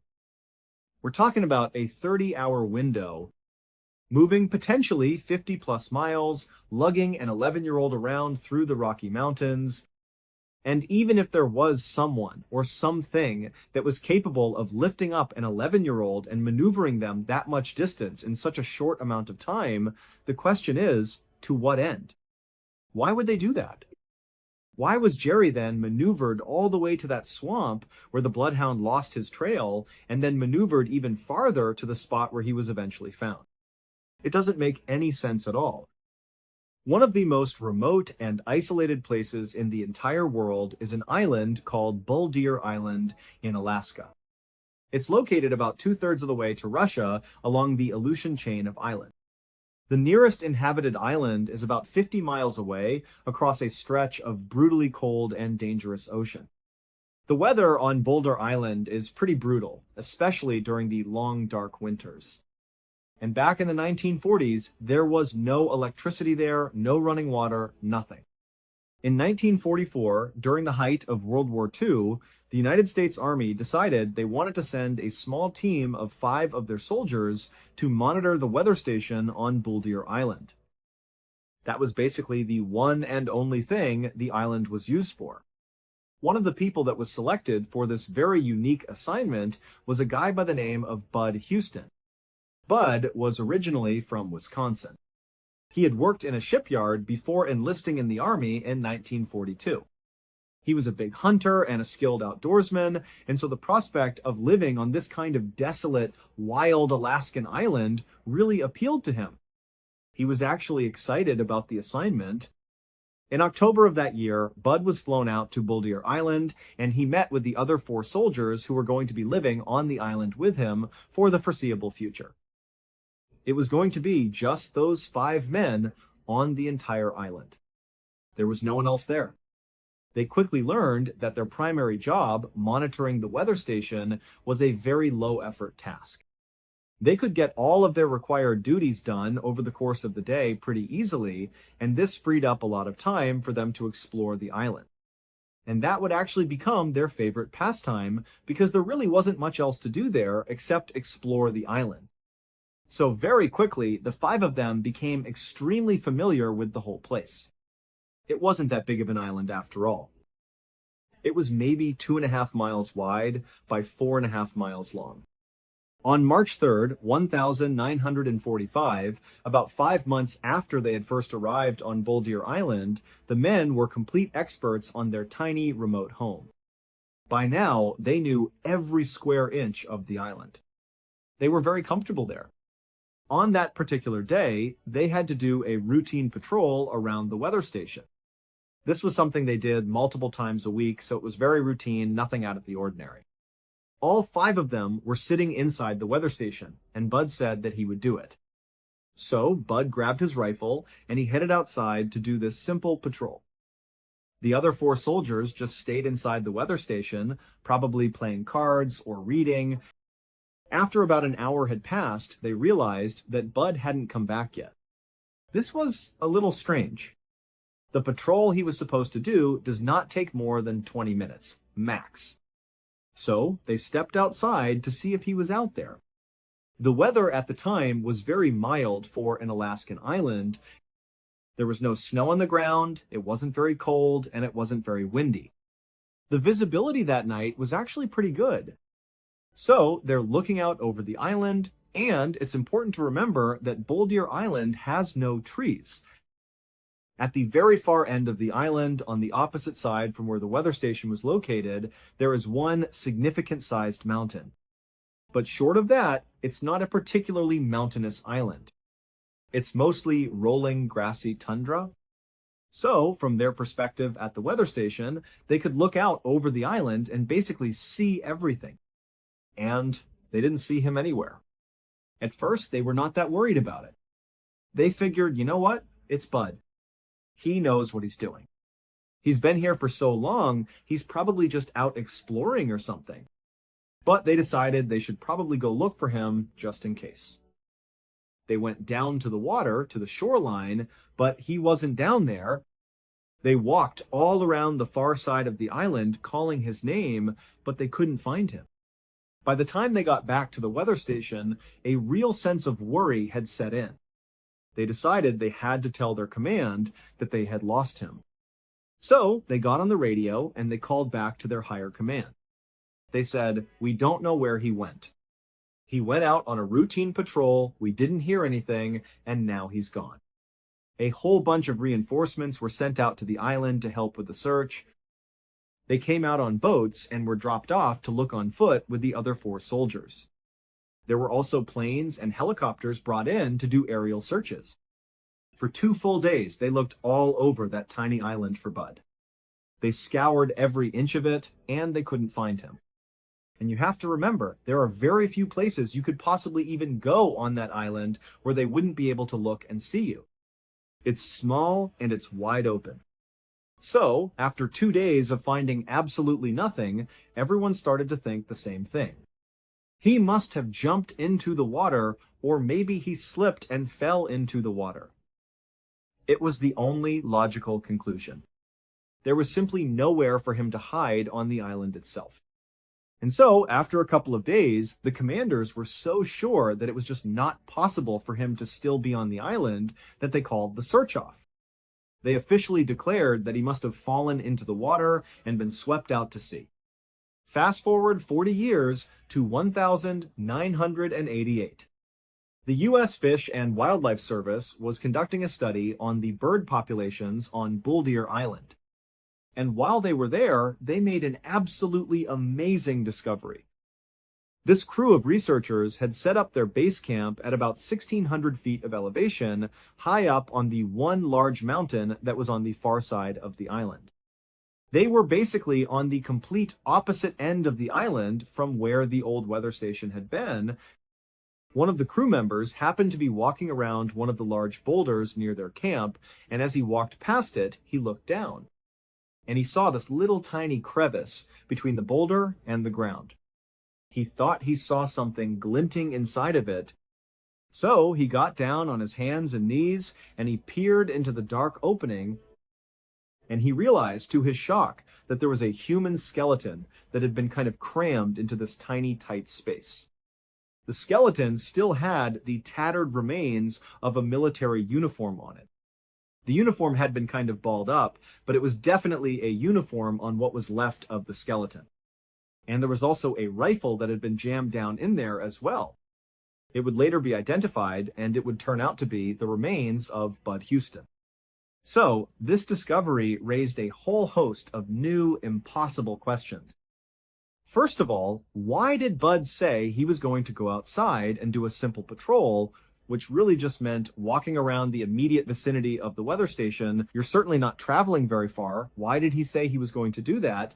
And then proceed to walk 4.5 miles to the other end of the island and then climb up 1,600 feet to the top of this mountain? It makes no sense. But even if he had some secret unknown reason to be over there, a much bigger question is, why would he then force himself into this little tiny crevice?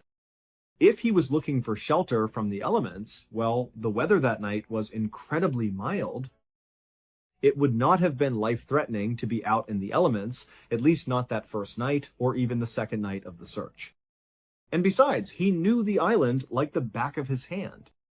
He probably could have found a much better place for shelter than this awful little crevice. But if he was at a point where he was seeking shelter under these boulders, instead of just walking back to the weather station and getting real warm shelter, then he had to have been in some kind of emergency situation. That's the only way that makes any sense. But if he was in an emergency situation, he would know that his responsibility as a soldier is not just to survive, it's also to be found again.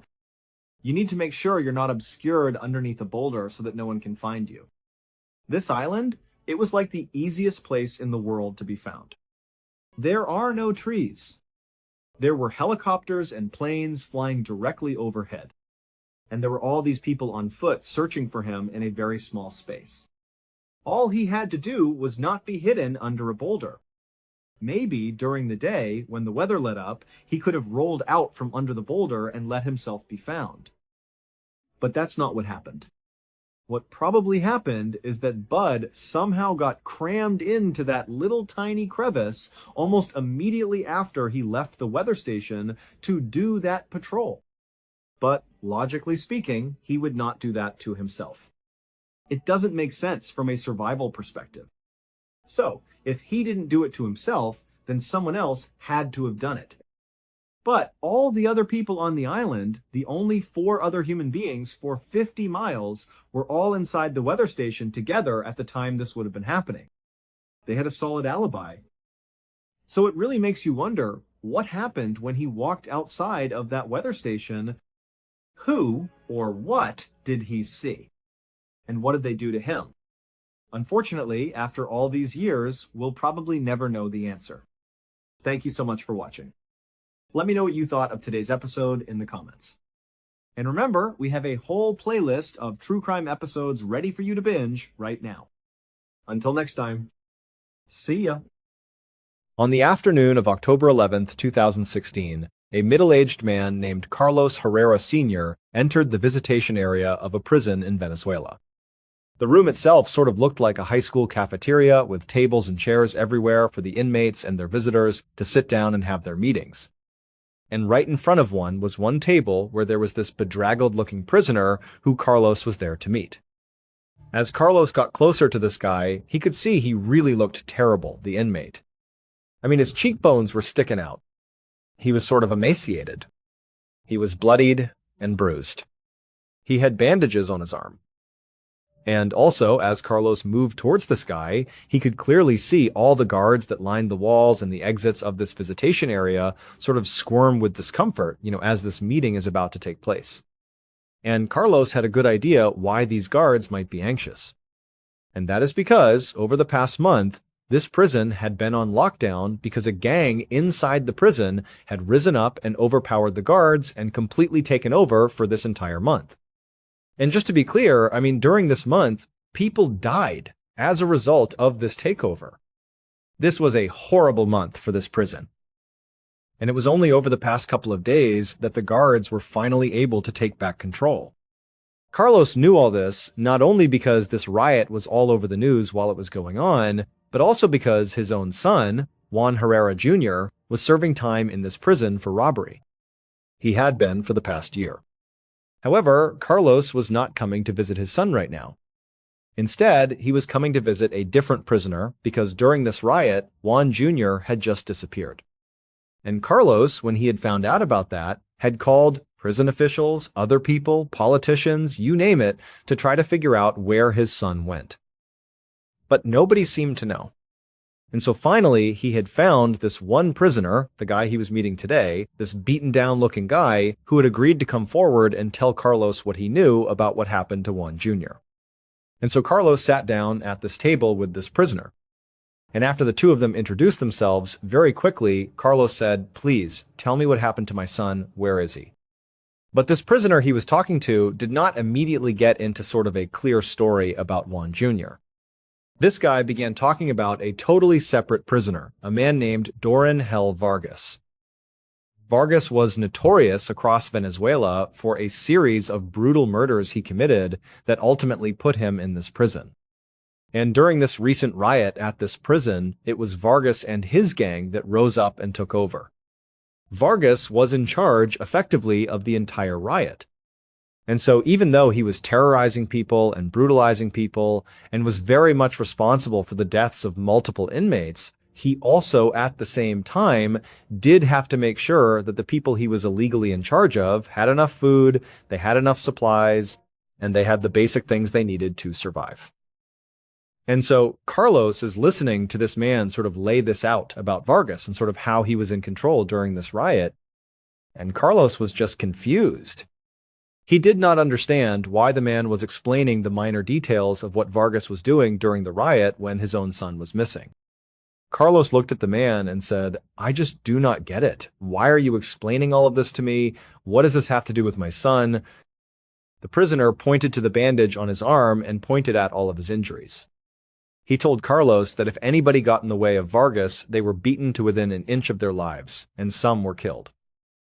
Carlos asked if that was what happened to his son, if he had been beaten by Vargas. But at that point, the prisoner just shook his head and said no. He looked down, unable to make eye contact, and said, "What happened to your son was much worse." The prisoner explained that during the riot, Juan Jr. was tapped by Vargas to help with something. Everyone had to do what Vargas asked, otherwise they would be beaten or killed. Ultimately, Juan Jr. agreed to help Vargas distribute food to the inmates. Because of the riot, the prison had been locked down, food supplies were restricted, and inmates were beginning to starve. Juan Jr. was told he needed to help provide food to these inmates. He agreed to do it, at which point he was informed exactly what role he was playing. Instead of going out and looking for this food, Juan Jr. was the food. Vargas and his gang cornered Juan Jr., beat him to death, butchered his body, and then literally fed him to the inmates. After hearing this horrific story, Carlos was completely destroyed. He went public and had a big press conference to tell the world about what happened to his son, demanding that the authorities take action. But despite there being many eyewitness accounts, ultimately the Venezuelan government denied the cannibalism and nobody was ever held accountable. Doran Hell Vargas remains incarcerated and has never been charged with any crimes connected to Juan Jr.'s disappearance. At around 8 p.m. on August 19, 1962, a 12-year-old boy named Raymundo Marfa Dilva sat near the fireplace in the main room of a shack in rural Brazil. Raymundo lived in the shack with his father, Revelino, as well as his two younger brothers who were fast asleep in their beds inside of this main room only a few feet away. Raymundo and his family were very poor. The shack was very small, composed of only 2 rooms, the main room he was in right now, and the kitchen, which was connected by a single wooden door. They were truly out in the middle of nowhere in Brazil. They had no electricity, basically no money, and they really had almost nothing.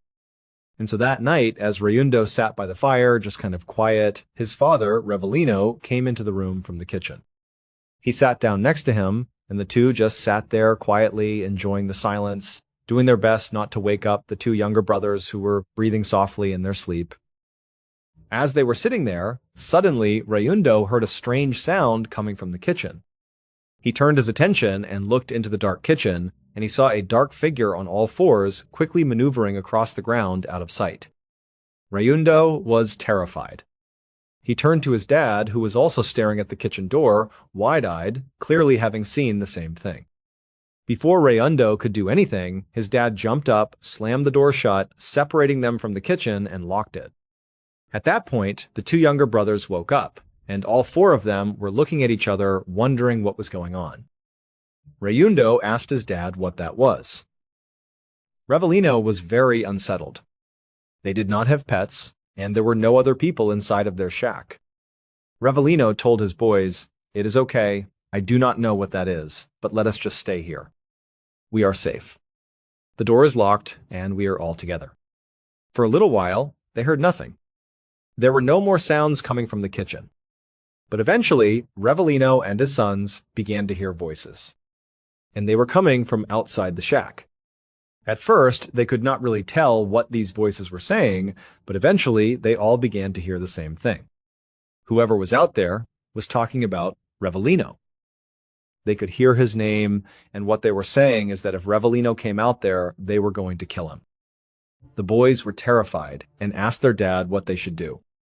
Revelino told his boys, "It is okay, I do not know what is going on, but clearly somebody is playing a cruel joke on us. This has to be a prank." He told his sons that they were just going to stay put in this room where they were safe, wait until the sun comes up, and then figure out who was playing this prank on them.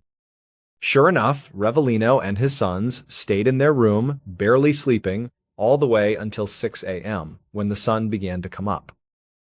At that point, Revelino told his sons to stay put, and he was going to go out there and investigate. By this point, they had stopped hearing voices, and it felt like whoever was out there had passed. Revelino walked over to the door that led into the kitchen, unlocked it, opened it up, and looked inside. He told the boys to stay there, and then he went out into the kitchen and shut the door behind him. While he was out there, the boys listened anxiously, but they just heard the sound of their dad walking around the kitchen. There was no commotion. A couple of minutes later, Revelino came back into the main room. He had a knife in his hand, but he told them, "It is okay, there is nothing out here. I am now going to go outside and make sure nobody is outside the hut. Stay put, I will be right back." Revelino walked out again into the kitchen, shut the door behind him, and the boys heard the sound of the back door opening. Presumably, Revelino went outside, and that was the last time the boys ever spoke to their father. 6 months later, on March 10th, 1963, 5 men were out hunting in the wilderness not far from the shack. At some point, they came across a huge boulder. This boulder had a big crevice in it, and one of the hunters happened to walk past and look inside. There, they found a skeleton. That skeleton belonged to Revelino, Rayundo's father. But that was not the end of the story. On the day that Revelino stepped out the front door and was never heard from again, Rayundo felt really nervous.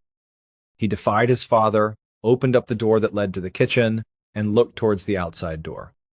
It was wide open. He saw his dad stepping into a huge cloud of yellow smoke.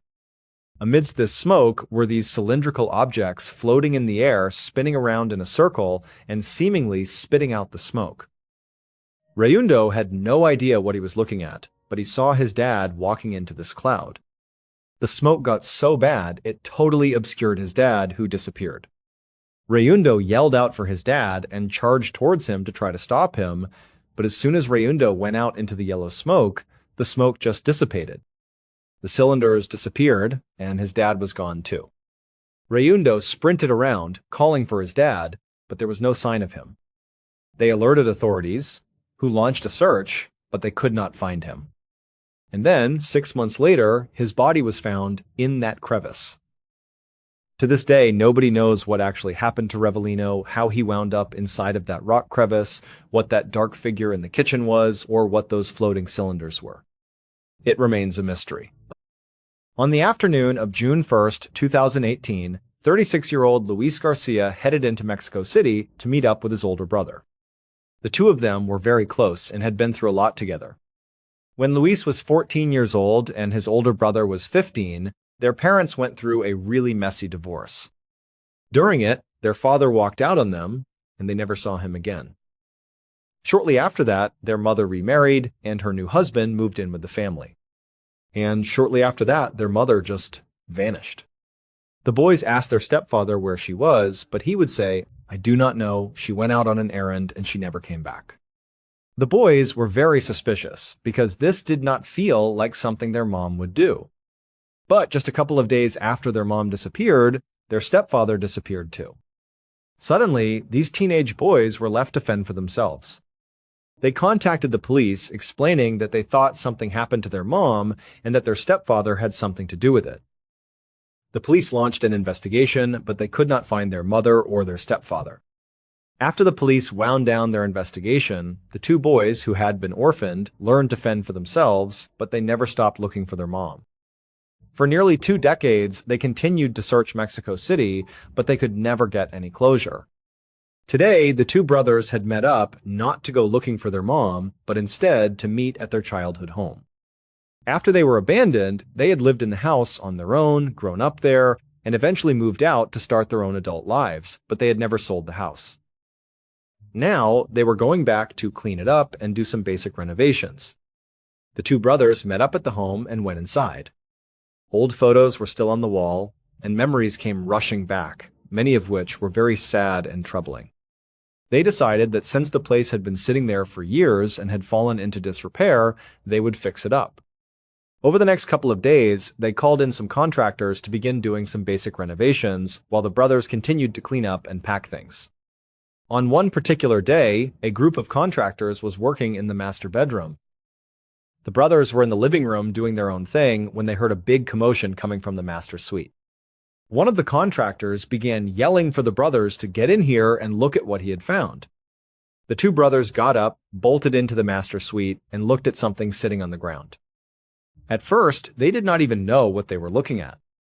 But then, the contractor, after composing himself, told them what it was, and suddenly the boys understood what had happened to their mother. It turned out the brothers were right. Their mother had not simply gone out and abandoned her sons. Instead, on the day she left and never came back, she had been bound, gagged, and stuffed inside the wall of their family home. We know this because when the contractor was doing renovations inside that home, his sledgehammer went into the wall in the master suite. When he pulled it out, a white object came tumbling out.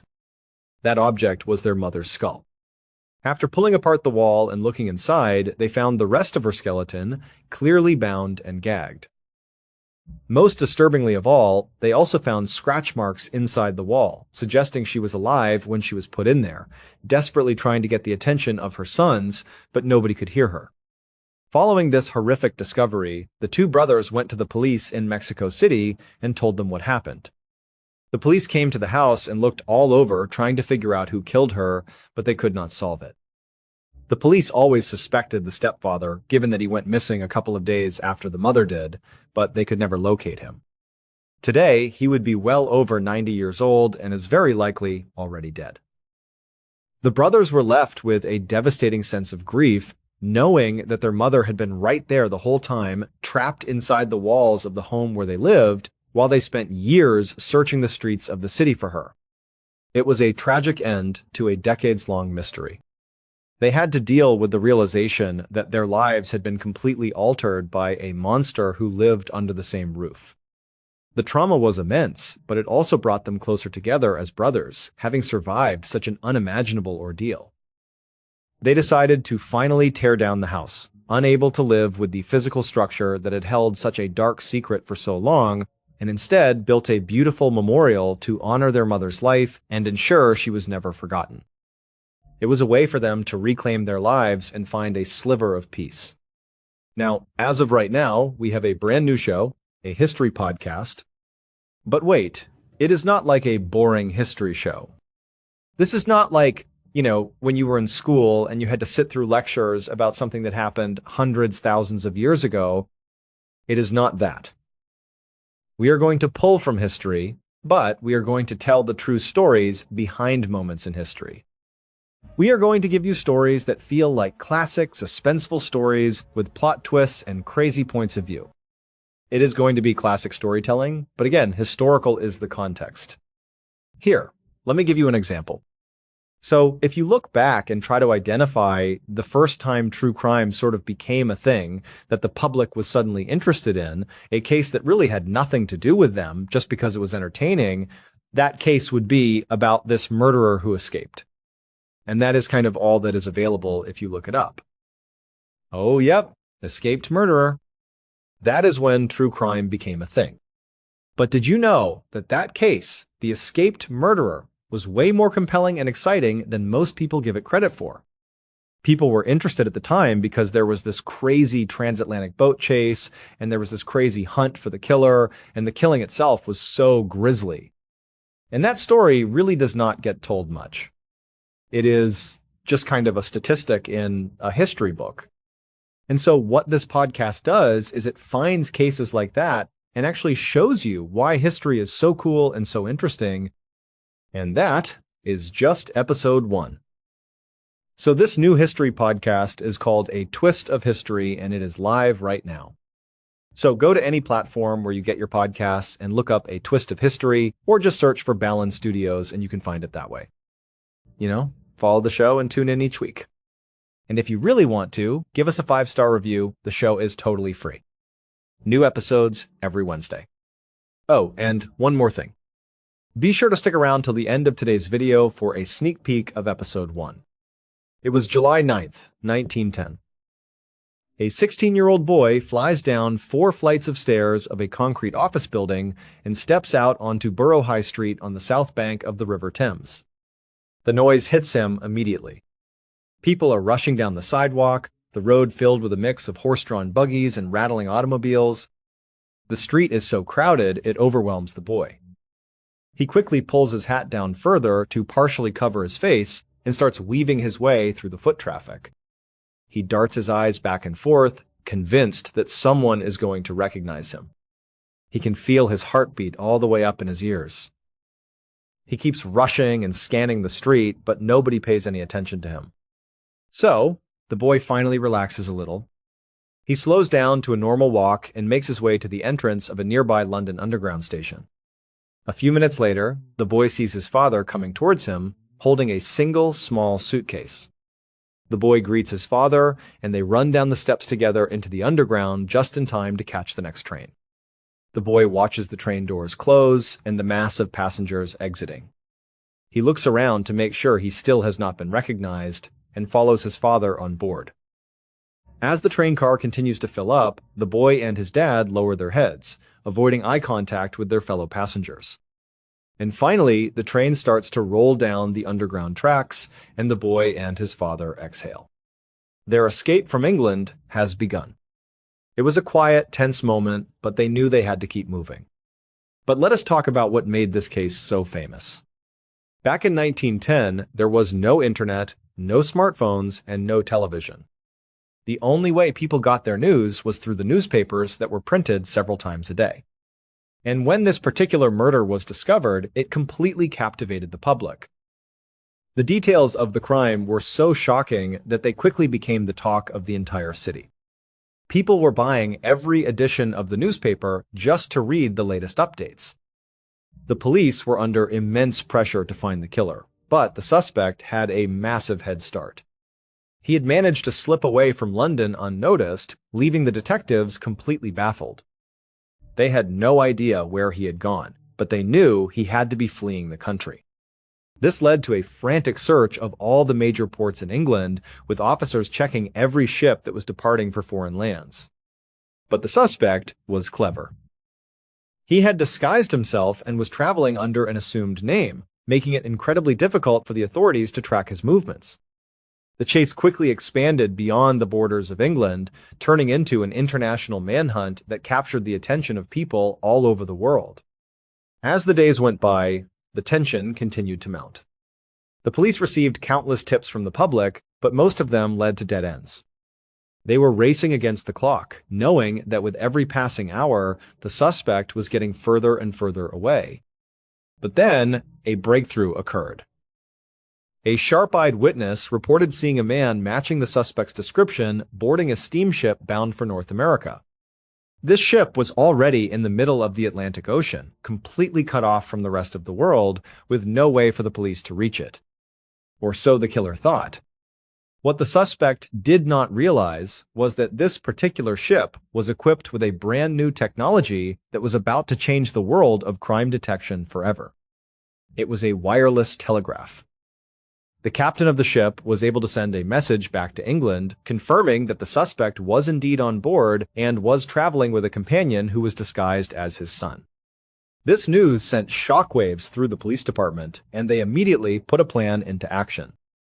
A team of Scotland Yard detectives boarded a faster, more modern steamship determined to overtake the suspect's ship before it reached its destination in Canada.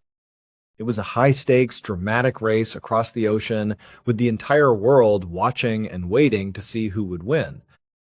Every day, the newspapers published updates on the positions of the two ships, and the public followed the chase with bated breath. It was the first time in history that a manhunt was followed in real time by millions of people across the globe, creating a level of excitement and suspense that had never been seen before. It was a watershed moment that marked the birth of the public's obsession with true crime stories, setting the stage for the genre that continues to fascinate us today. And on our new podcast, A Twist of History, we are going to dive deep into all the incredible details of this legendary chase, exploring the brilliant detective work, the technological breakthroughs, and the final, dramatic confrontation that took place on the shores of Canada. We will show you the human side of this historic event, bringing the characters to life and making you feel like you are right there in the middle of the action. This is just one of the many mind-blowing stories we have in store for you, and we cannot wait for you to hear them all. So, if you are ready to experience history in a whole new way, go and check out A Twist of History right now. It is available on all your favorite podcast platforms, and new episodes will be released every Wednesday. Do not miss out on this incredible journey through the past. Thank you so much for watching. Let me know what you thought of today's episode in the comments. And remember, we have a whole playlist of true crime episodes ready for you to binge right now. Until next time. See ya. When we think of missing persons cases, we usually think of a search that ends in a quiet courtroom or a grim discovery in the woods. We think of the police tracking down clues, examining evidence, and trying to reconstruct what happened to someone who simply vanished off the face of the earth. But sometimes the reality of a disappearance is far more complex and unbelievable than any investigator could ever write in a report. Sometimes, when a person goes missing, they are not victims of a crime, but are instead locked in a quiet, desperate battle against the most hostile environments on our planet. Today, we are going to look at 3 of the most incredible survival stories in human history, where search teams looked for clues, found nothing, and officially declared these people dead, only for the missing to pull off the absolute impossible. Our first story begins in the spring of 1994 with a 39-year-old Italian man named Mauro Prosperi. Mauro was an incredibly accomplished police officer from Rome, but he was also a world-class athlete who had competed as an Olympic pentathlete. He was a man who lived for physical challenges, someone who believed that the human body was a machine capable of overcoming any obstacle if you had enough mental discipline. He decided to test this theory by signing up for the Marathon des Sables, which translates to the Marathon of the Sands. This event was widely regarded as the single toughest foot race on the face of the earth. It was a 6-day, 155-mile endurance run straight through the heart of the Sahara Desert in Morocco. The rules of the race were brutal. There were no aid stations with sports drinks or energy gels. Every runner had to carry all of their own food, sleeping gear, medical supplies, and emergency equipment in a heavy backpack.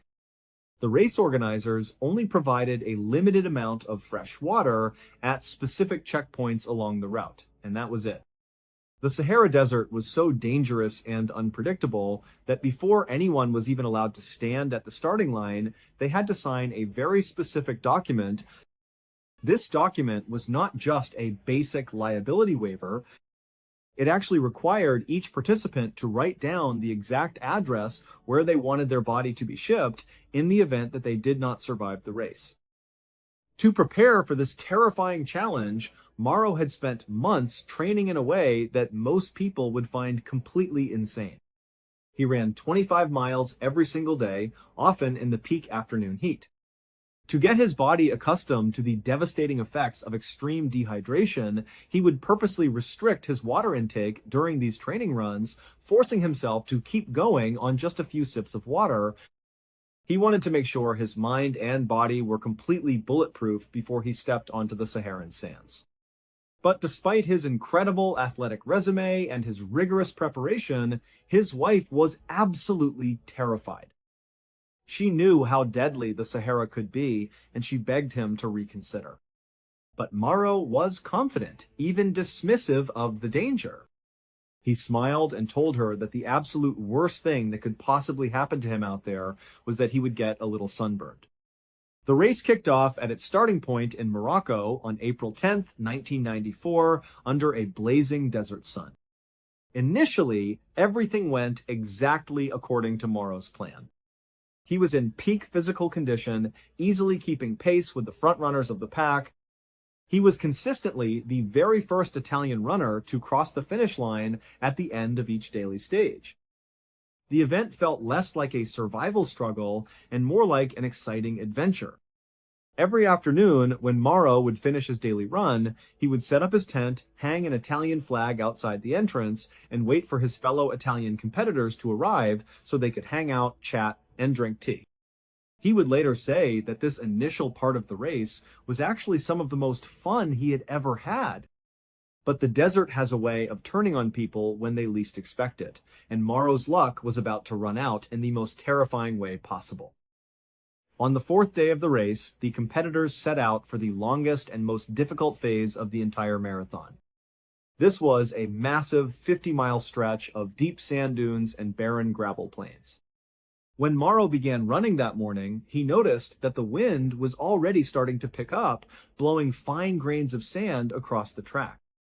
As the hours passed, the wind grew stronger, and Mauro found himself navigating a narrow valley situated between two massive sand dunes. Because he was running at such a fast pace, the main group of runners had fallen far behind him, and the absolute elite pace setters were miles ahead. Mauro was completely alone in the silent, baking desert. And then, out of nowhere, the wind suddenly intensified into a roaring gale, kicking up a massive sandstorm.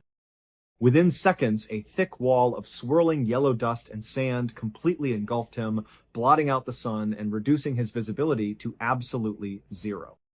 Mauro could not see his own hands in front of his face.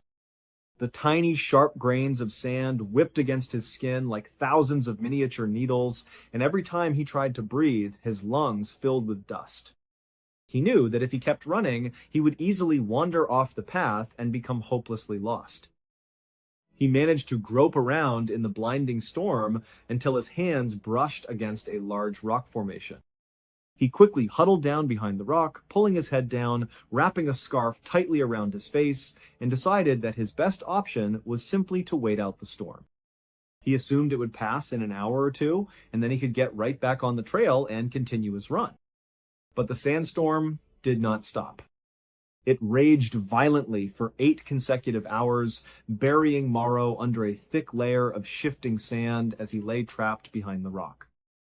By the time the wind finally died down and the air cleared, the sun had already set, leaving the desert in pitch-black darkness. At this point, Mauro was not particularly worried about his survival. He was an elite athlete and a police officer trained to handle stress. His biggest concern was actually his placement in the race. He had been in 4th place overall when the storm hit, and he was incredibly frustrated that this massive setback was going to ruin his timing. He went to sleep on the open sand that night, thinking about how he was going to wake up at the very first light of dawn and run as fast as humanly possible to make up for the lost time so he would not finish last. But when the sun rose the next morning, Mauro stood up, looked around, and realized that he had a much bigger problem than his race placement. The sandstorm had been so incredibly powerful that it had completely altered the entire geography of the area. The massive sand dunes that had served as his landmarks the day before had literally shifted and moved, transforming the landscape into a completely unrecognizable sea of sand.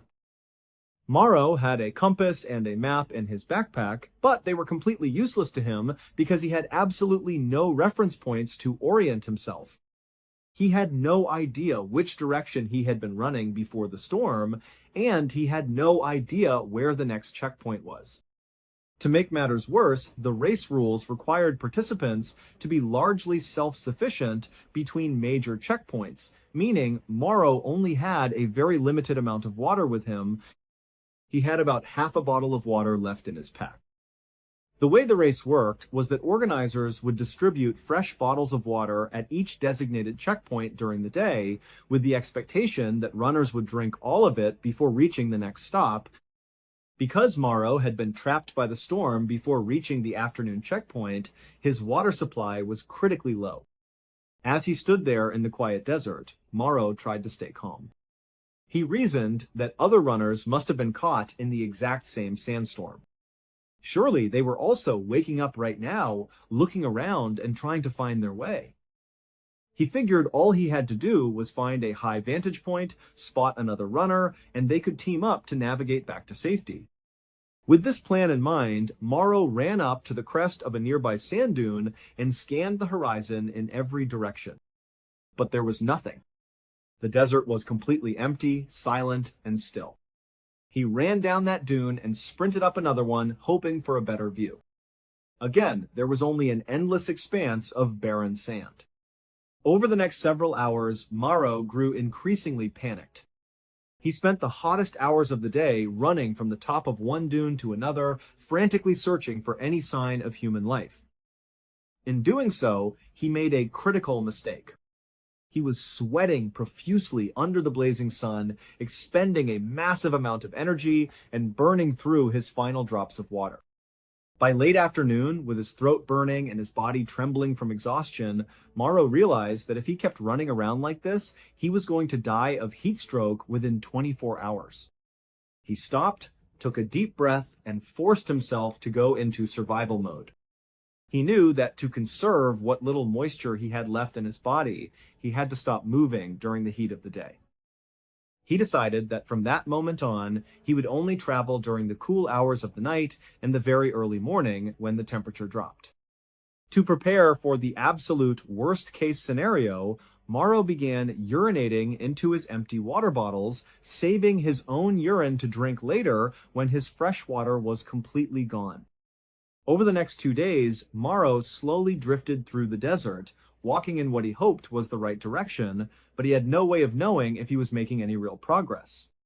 He saw nothing but sand, sky, and heat shimmer. His tongue began to swell, and his lips cracked and bled. Then, on the third day of his ordeal, Morrow saw something strange on the horizon. It looked like a small structure. He rubbed his eyes, thinking it was a mirage, but as he drew closer, he realized it was real. It was a small Muslim shrine, a stone structure built in the middle of the empty desert that nomadic Bedouins would use for shelter as they traveled. Morrow ran inside, desperately hoping to find a living person who could help him. But when he stepped into the dim interior, the only person there was a long-dead holy man resting inside a wooden coffin. Despite the presence of the corpse, Morrow was incredibly relieved. He finally had shelter from the brutal, direct sunlight. He sat down in the shade of the stone walls and took stock of his surroundings. As his eyes adjusted to the darkness, he looked up at the ceiling and noticed that the wooden rafters of the shrine were completely covered with hundreds of small, sleeping bats. Morrow was starving and dangerously dehydrated. His survival instincts took over. He climbed up into the rafters, reached out, and began grabbing the bats by the handful. He wrung their necks, peeled back their skin, and began drinking their warm blood directly from their bodies to get some form of liquid into his system. He also ate their raw meat. In total, Morrow killed and consumed 20 bats inside that shrine, which gave him just enough strength to keep going. Outside the shrine, Morrow found some dry wood. He decided to build a fire and keep it burning, hoping that the smoke would act as a signal for the search planes and helicopters that he assumed were looking for him. Back at the race headquarters, the organizers had indeed realized that Morrow was missing. They had contacted the Moroccan military, and a massive search operation had been launched. Search parties and off-road vehicles were scouring the desert, and military aircraft were flying patterns over the vast sands. But the Sahara is immense, and finding a single human being in millions of square miles of sand is like finding a needle in a haystack. Over the next 4 days, Morrow stayed at the shrine, keeping his fire going. On 3 separate occasions, he heard the distant sound of an engine and looked up to see a plane or a helicopter flying directly over his location. Each time, Morrow ran outside, waving his arms wildly, screaming at the top of his lungs, and throwing fresh brush onto the fire to create thick plumes of black smoke. But the pilots, flying high above the shimmering desert heat, never saw him. They flew right past, their engines fading into the distance. After the 3rd plane disappeared over the horizon, Morrow fell to his knees in absolute despair. He had been lost in the desert for nearly a week. His food was gone, he was out of water, and he realized that nobody was coming to save him. Faced with the prospect of a slow, agonizing death from dehydration and starvation under the desert sun, Morrow decided to take control of his own fate. He was a practical man, and he wanted to make sure his family was taken care of. He knew that if he died out in the open desert, the shifting sands would quickly cover his body, and he would never be found. If his body was never recovered, the Italian authorities would declare him a missing person, and it would take years for his wife to receive his police pension. But if he died inside the stone shrine, his body would eventually be found by passing Bedouins, providing closure and financial security for his family.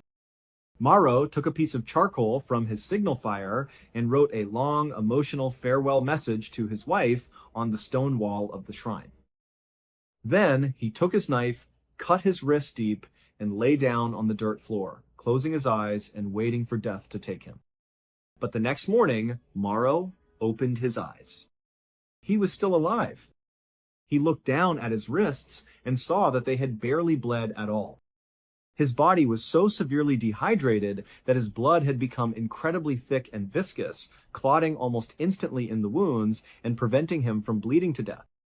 Morrow stared at his wrists in disbelief. He took this as a powerful, unmistakable sign from the universe that he was not meant to die in that desert. He felt a sudden, intense surge of motivation. He was going to survive, no matter what it took. He stood up, packed his gear, and remembered a piece of advice that one of the veteran race organizers had given the runners before the start of the marathon. The organizer had told them that if they ever got hopelessly lost in the desert, they should look toward the horizon at dawn and find the small, low-lying clouds that form there. Those clouds, the organizer said, indicate the presence of moisture and vegetation, and if you follow them, they will eventually lead you to civilization.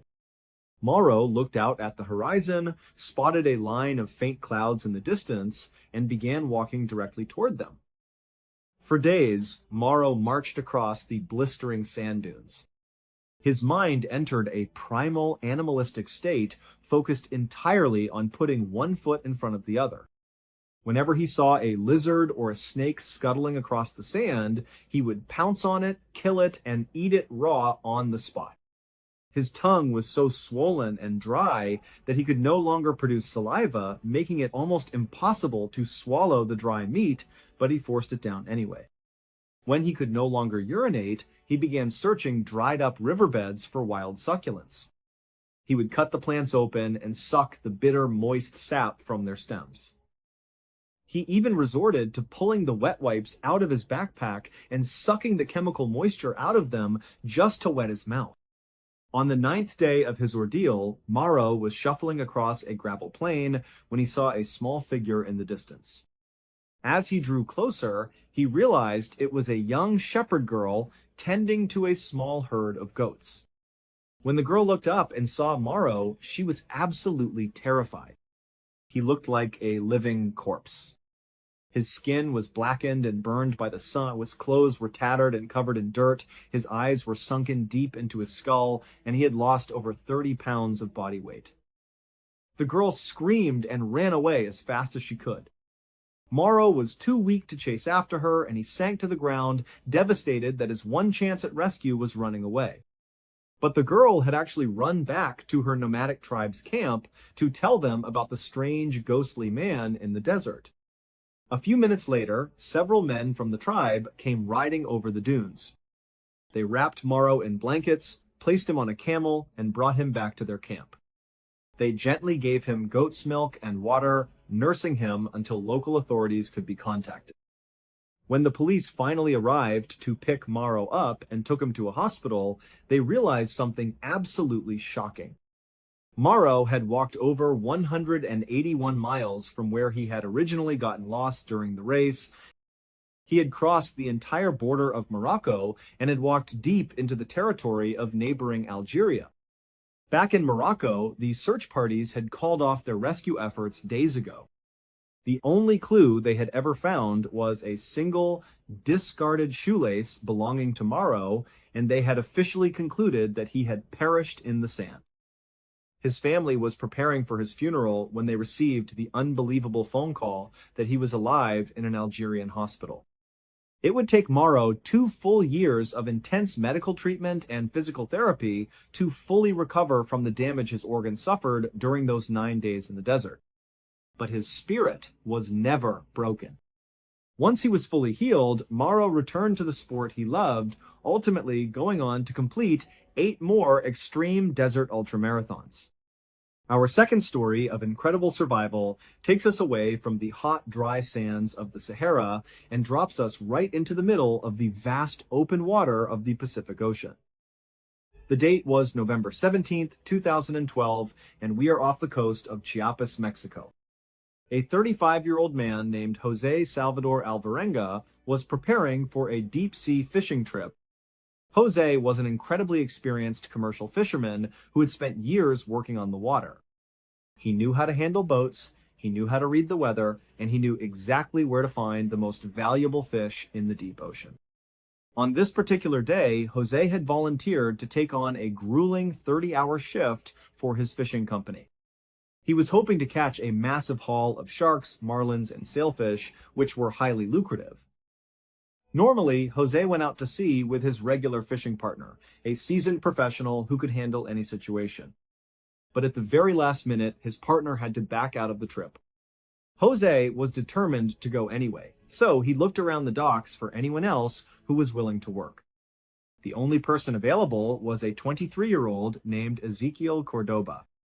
Ezequiel was the complete opposite of Jose. He was young, extremely inexperienced, and had never been out on a deep-sea fishing trip before.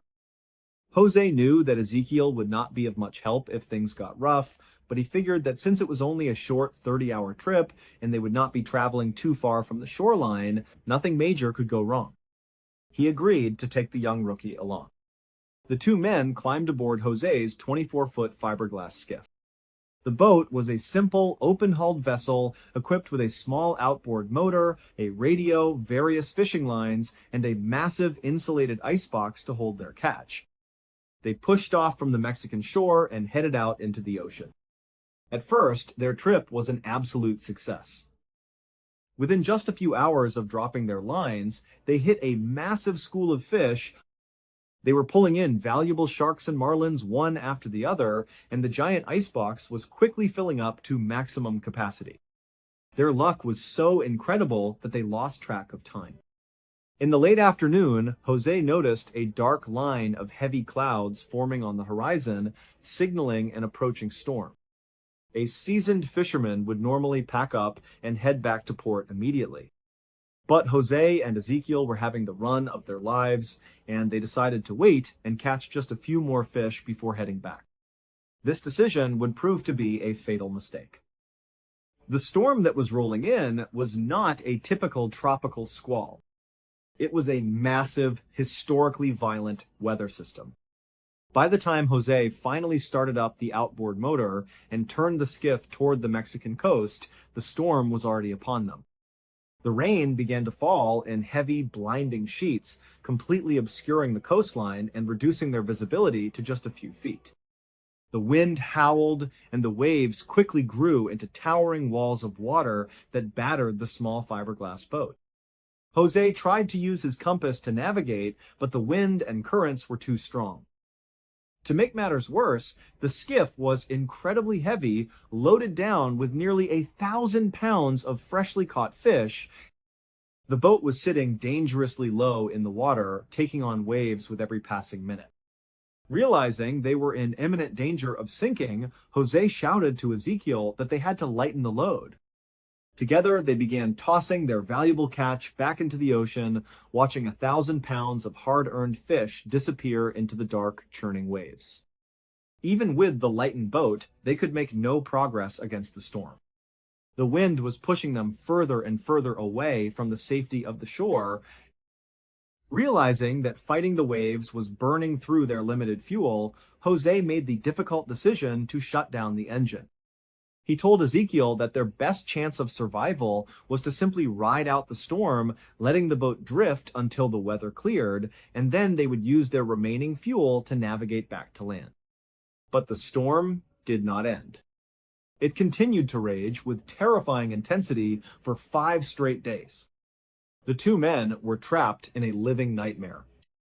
The torrential rain never stopped, the wind screamed, and the boat was constantly tossed up and down by massive waves.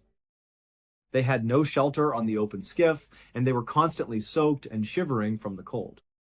Because they had only planned to be out for 30 hours, they had brought very little food and water, which they quickly exhausted. Fortunately, the heavy rain allowed them to collect some drinking water in empty containers, but they had absolutely nothing to eat. By the time the storm finally broke on the 6th day, the sky cleared to reveal a terrifying reality.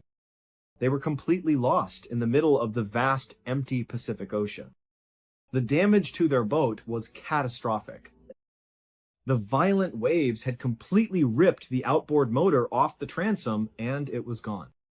Their electronics were completely fried by the salt water, and most of their fishing gear had been swept overboard. The only thing they had left was a small handheld radio. Jose turned it on and realized there was just a tiny bit of battery power left. He quickly broadcasted a frantic mayday message to his boss back on the mainland, giving their last known coordinates and explaining that they were drifting without a motor. But before he could get a confirmation or a response, the radio battery died completely. Back on land, Jose's boss immediately contacted the Mexican authorities, and search parties were launched. Helicopters, planes, and rescue boats searched the ocean waters off the coast of Chiapas for several days. But the ocean is vast, and the strong currents had already pulled the light fiberglass skiff far away from the search grid. During the search, rescuers discovered some broken pieces of fiberglass floating in the ocean that matched the color of Jose's boat. Believing the skiff had capsized and disintegrated in the historic storm, the authorities called off the search. The families of Jose and Ezekiel were notified that the men were lost at sea and presumed dead. Memorial services were held, and the community mourned their tragic passing.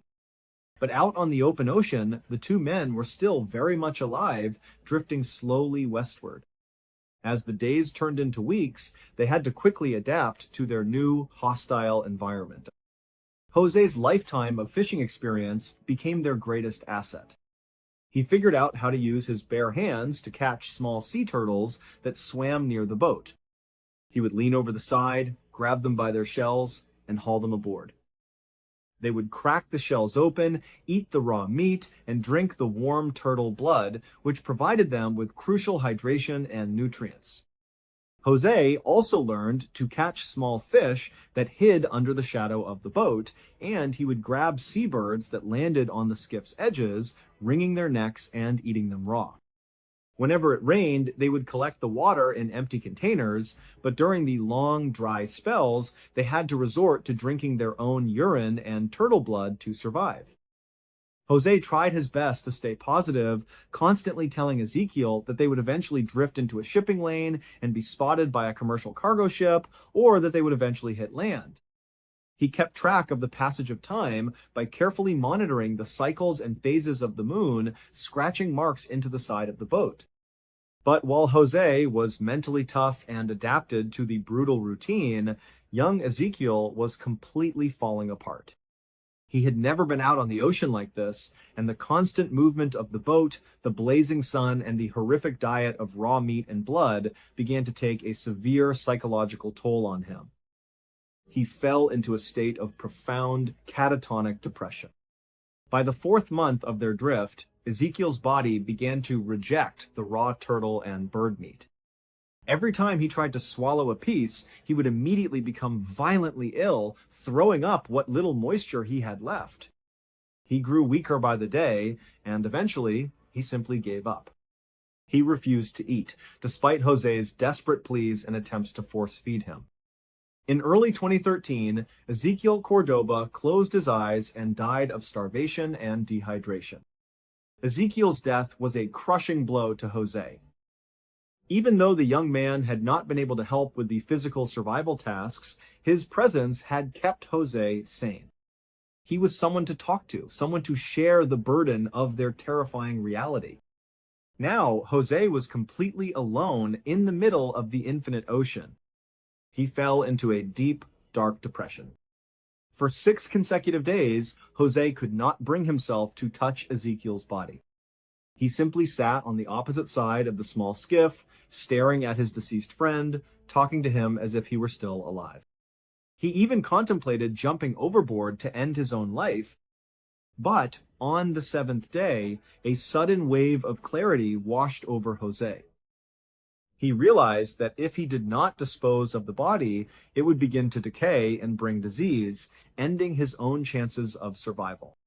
He stood up, said a quiet prayer of farewell, and gently pushed Ezekiel's body into the deep blue water of the Pacific. From that moment on, Jose became laser-focused on one thing: survival. He spent his days catching birds, tracking the moon, and conserving his energy. He would survive like this, completely alone in the open ocean, for another 9 grueling months. Then, on January 30th, 2014, after drifting for an unbelievable 14 months and traveling over 6,000 miles across the Pacific Ocean, Jose looked out and saw a tiny sliver of green on the horizon. It was land. He had drifted all the way to the remote Ibon Atoll, a tiny part of the Marshall Islands. Weak, emaciated, and barely able to stand, Jose managed to steer his boat close to the reef, leaped into the water, and swam ashore. He stumbled onto a beach and saw a small wooden hut. He knocked on the door, and a local couple opened it to find a wild-looking man with long matted hair, a thick beard, and wearing nothing but a tattered pair of underwear. The couple was absolutely stunned. They took him in, gave him water and food, and contacted the local authorities. Word quickly spread around the world that a Mexican fisherman had just washed up on a remote island after being lost at sea for over a year. When Jose's family in Mexico received the news, they were in absolute disbelief. They had spent over a year mourning his death, and now he was suddenly alive on the other side of the planet. But when Jose returned to Mexico, his incredible story of survival was met with an unexpected wave of skepticism and suspicion. Many people, including several journalists and medical experts, openly accused him of fabricating the entire ordeal.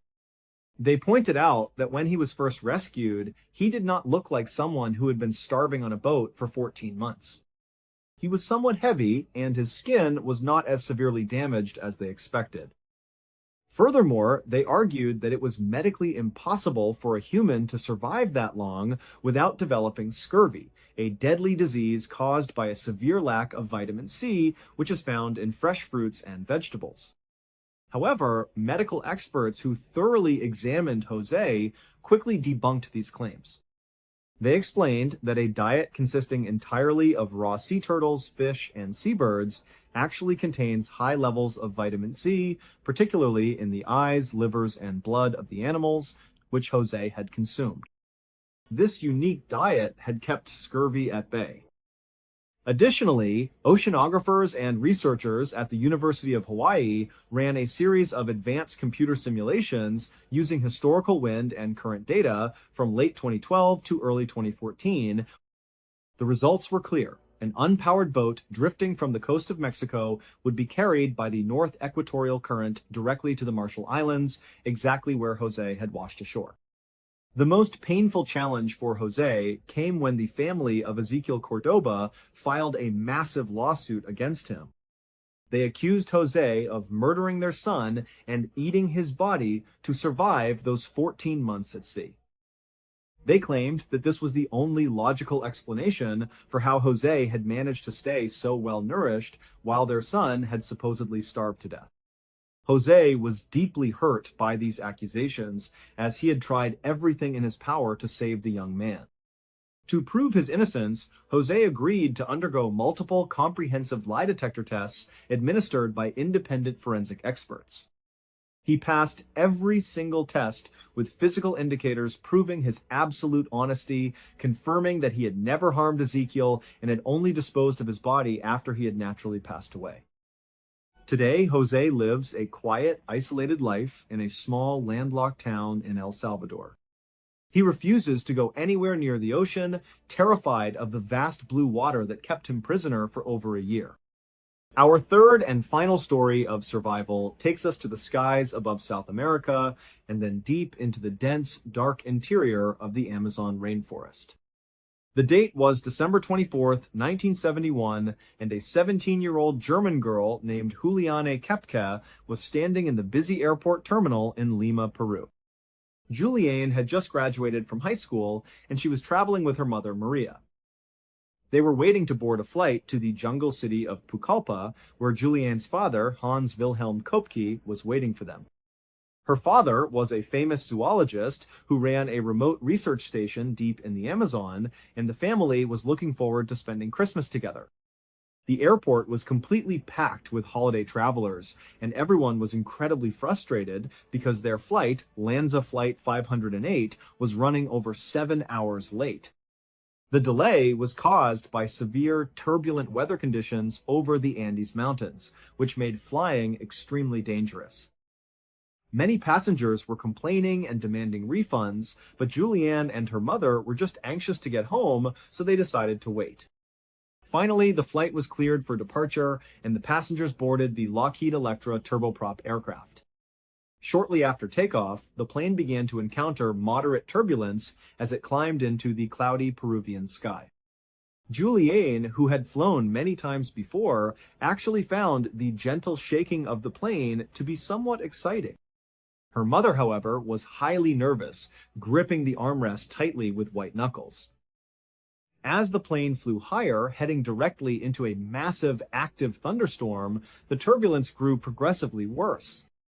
Within minutes, the aircraft was being violently tossed around like a toy in the sky. The shaking became so intense that the overhead luggage compartments burst open, sending heavy suitcases, wrapped Christmas presents, and holiday cakes tumbling down into the aisle, causing passengers to scream in terror. Juliane's excitement quickly turned to absolute dread. She looked out the window and saw brilliant, blinding flashes of lightning illuminating the dark storm clouds right next to the wings. The plane felt like it was being lifted 50 feet in the air and then suddenly dropped into a free fall over and over again. And then there was an incredibly loud, metallic bang that echoed through the cabin, accompanied by a blinding flash of light that turned the entire interior of the plane stark white. Instantly, all the cabin lights went out, plunging the passengers into darkness.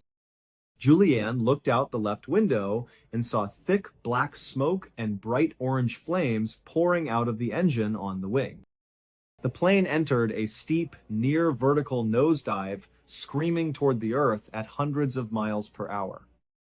Amidst the deafening roar of the engines and the terrified screams of 90 passengers, Juliane's mother turned to her, grabbed her hand tightly, and whispered her final words. "This is it. It's all over." The next thing Juliane knew, the chaotic noise of the cabin vanished. It was replaced by a strange rushing sound of wind. She opened her eyes and realized she was no longer inside the airplane. She was outside, suspended in the air, still strapped securely to her row of 3 passenger seats. The plane had disintegrated in mid-air at an altitude of over 2 miles.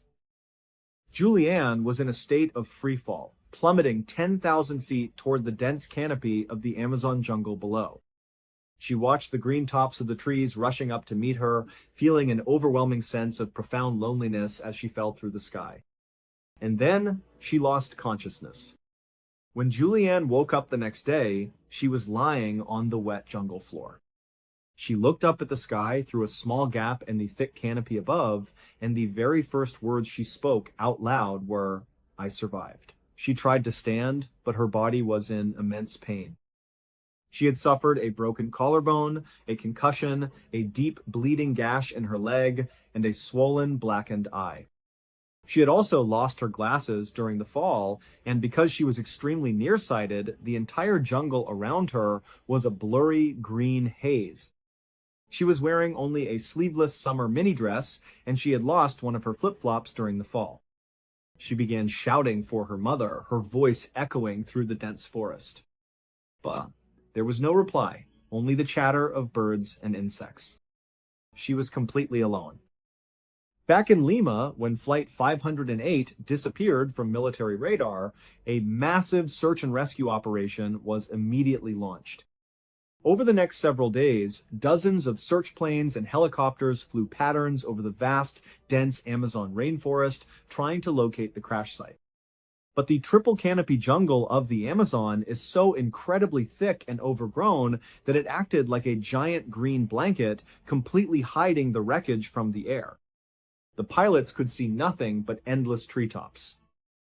Ground search teams tried to cut their way through the thick jungle, but the terrain was so hostile, filled with swamps and steep terrain, that progress was agonizingly slow.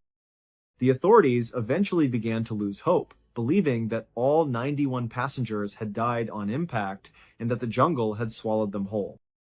But Julianne was determined to live. She had a major advantage that most teenagers did not. She had spent the last year and a half living with her parents at their remote Amazonian research station. Her parents had taught her the vital rules of jungle survival. She knew that the most important thing she had to do was find water. Her father had once told her that if you ever get lost in the jungle, you must find a stream, follow it to a larger river, and eventually that river will lead you to civilization. Julianne found her single remaining flip-flop and placed it on her foot. Because she could not see clearly, she used her bare foot to feel for tree roots and mud, while using her foot with the flip-flop to test the ground ahead of her for venomous snakes or hidden sinkholes before taking a step. She began crawling and stumbling through the thick undergrowth until she heard the faint, beautiful sound of trickling water. She followed the sound and discovered a tiny stream. Instead of walking along the muddy banks of the stream, which were covered in dense foliage, thorns, and fallen logs, Julianne stepped directly into the water and began wading down the middle of the stream. Her parents had taught her that predators like jaguars, wild boars, and venomous spiders are much more likely to hunt and hide on the banks, and that walking in the water was far safer, even if it meant dealing with piranhas and stingrays. A short distance down the stream, Julianne came across a small section of the plane's wreckage. It was a piece of the fuselage, but there were no survivors there. The only useful thing she found was a small plastic bag of hard candy. She took the bag, popped a candy into her mouth, and kept walking. For several days, Julianne slowly made her way down the winding stream. The daytime heat was oppressive, and the air was thick with clouds of biting mosquitoes and flies that swarmed her open wounds.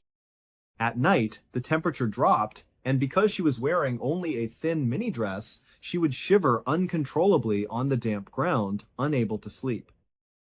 She would later say that the nights were the most terrifying part of her ordeal as she lay in pitch-black darkness, listening to the strange roaring cries of unknown predators moving through the trees around her. On the fourth day of her journey, Julianne heard a sound that made her heart stop. It was the loud, heavy flapping of wings and the harsh, guttural croaking of a king vulture. Having lived in the jungle, she knew exactly what that sound meant. King vultures only gather when there is a large amount of decaying meat nearby. She knew that just around the next bend of the stream lay the bodies of her fellow passengers, and she was terrified that she was about to find her own mother. She slowly rounded the corner and saw a horrific sight. A row of 3 passenger seats had landed headfirst in the soft mud with such immense force that the bodies of the passengers were buried chest deep in the earth with only their legs sticking out into the air. Julianne approached the wreckage, her heart pounding with a mixture of terror and grief. She examined the feet of one of the female passengers, looking to see if it was her mother. She noticed that the woman's toenails were painted a bright pink. Julianne knew that her mother never painted her toenails, and she felt an immediate, overwhelming wave of relief that this corpse was not her mother. But almost instantly, she felt a deep sense of shame and guilt for feeling happy in the presence of such tragedy. She searched the area for food or supplies, but found nothing. She said a silent prayer for the dead and continued her journey down the stream. By the 10th day, Julianne's physical condition had deteriorated dangerously. She had finished her bag of candy days ago and had not eaten anything since. Her broken collarbone throbbed with every step, and the deep gash on her leg had become severely infected. But the most horrifying development was a wound on her right arm. A blowfly had laid eggs in the open cut, and the wound was now completely infested with dozens of live, crawling maggots that were eating her flesh. She was so weak that she could no longer walk, so she allowed herself to drift with the current of the river, which had grown wider and deeper. As she floated down the river, she suddenly saw something that she thought was a hallucination caused by her fever and starvation. Up on the muddy bank sat a large wooden boat with an outboard motor attached to it. Julianne slowly swam to the bank, dragged herself out of the water, and touched the side of the boat. It was real. She looked up and saw a small, narrow pathway leading from the boat into the jungle. She dragged herself up the path and found a small, empty wooden hut used by local lumbermen. Inside the hut, Julianne found a small plastic jug containing gasoline. She remembered a time back at her parents' research station when their dog had developed a maggot infestation in a wound, and her father had used gasoline to successfully extract them.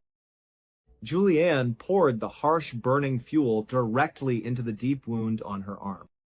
She screamed in agony as the gasoline burned her raw flesh, but the chemical reaction forced the maggots to crawl to the surface of her skin. With her remaining strength, Julianne painstakingly pulled 30 large maggots out of her arm one by one. Exhausted and in excruciating pain, she crawled onto the floor of the hut and fell into a deep sleep. The next morning, Julianne woke up to the sound of human voices. She looked toward the doorway and saw 3 Peruvian forest workers walking up the path. When the men saw Julianne, they stopped in their tracks, paralyzed with fear. Julianne was incredibly pale, with long blonde hair, and she was wearing a tattered, dirty dress. The local men believed in a famous jungle legend about a water goddess, a half-woman, half-mermaid spirit who was pale-skinned and would lure men to their deaths in the river. They thought they were looking at a ghost. Julianne spoke to them in perfect Spanish, explaining that she was a human, a passenger from the plane that had crashed a week and a half ago, and that she desperately needed help. The men immediately realized she was telling the truth. They washed her wounds, gave her some food and clean water, and let her rest. The following day, they placed her in their boat and took her on a several-hour journey down the river to a small local town, where she was rushed to a clinic. The very next day, Julianne was reunited with her father, who had traveled to the area to join the search efforts. When he walked into her hospital room, he was so completely overwhelmed with emotion, having believed his entire family was dead, that he simply collapsed by her bed and could not speak for hours. Julianne was the sole survivor of the 91 people who had boarded Lanza Flight 508 on Christmas Eve.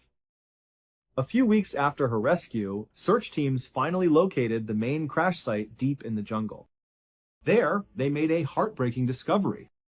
Julianne's mother had actually survived the initial 2-mile fall as well, landing in a different part of the forest with severe injuries.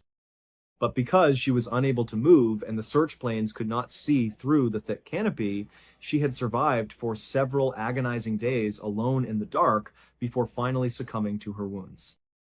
This tragic detail would haunt Julianne and her father for the rest of their lives, leaving them with the painful knowledge of how close they had come to saving her.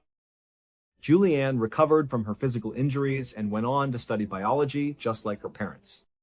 But she would always carry the heavy, silent burden of being the girl who fell from the sky and survived the green hell of the Amazon. These 3 incredible stories of survival remind us of the sheer, unbreakable power of the human spirit. In the face of absolute despair, when all hope of rescue had vanished, these individuals did not give up. They adapted, they fought, and they found a way to make it back to the world. Their experiences show us that sometimes the line between life and death is not just a matter of luck, but a matter of pure, unyielding will. Thank you so much for watching. Let me know what you thought of today's episode in the comments. And remember, we have a whole playlist of true crime episodes ready for you to binge right now. Until next time. See ya. A girl walks into the forest and realizes that something is watching her. Another woman is lying on the bed, waiting for death until something attacks her first. What happens next in both of these stories should not happen. These are 2 true cases that sound like nightmares, but they actually happened. Let's start with the first story. In June of 2019, an 18-year-old girl named Bella had just wrapped up her very first year of college. This was a massive milestone for her, as it is for any young person.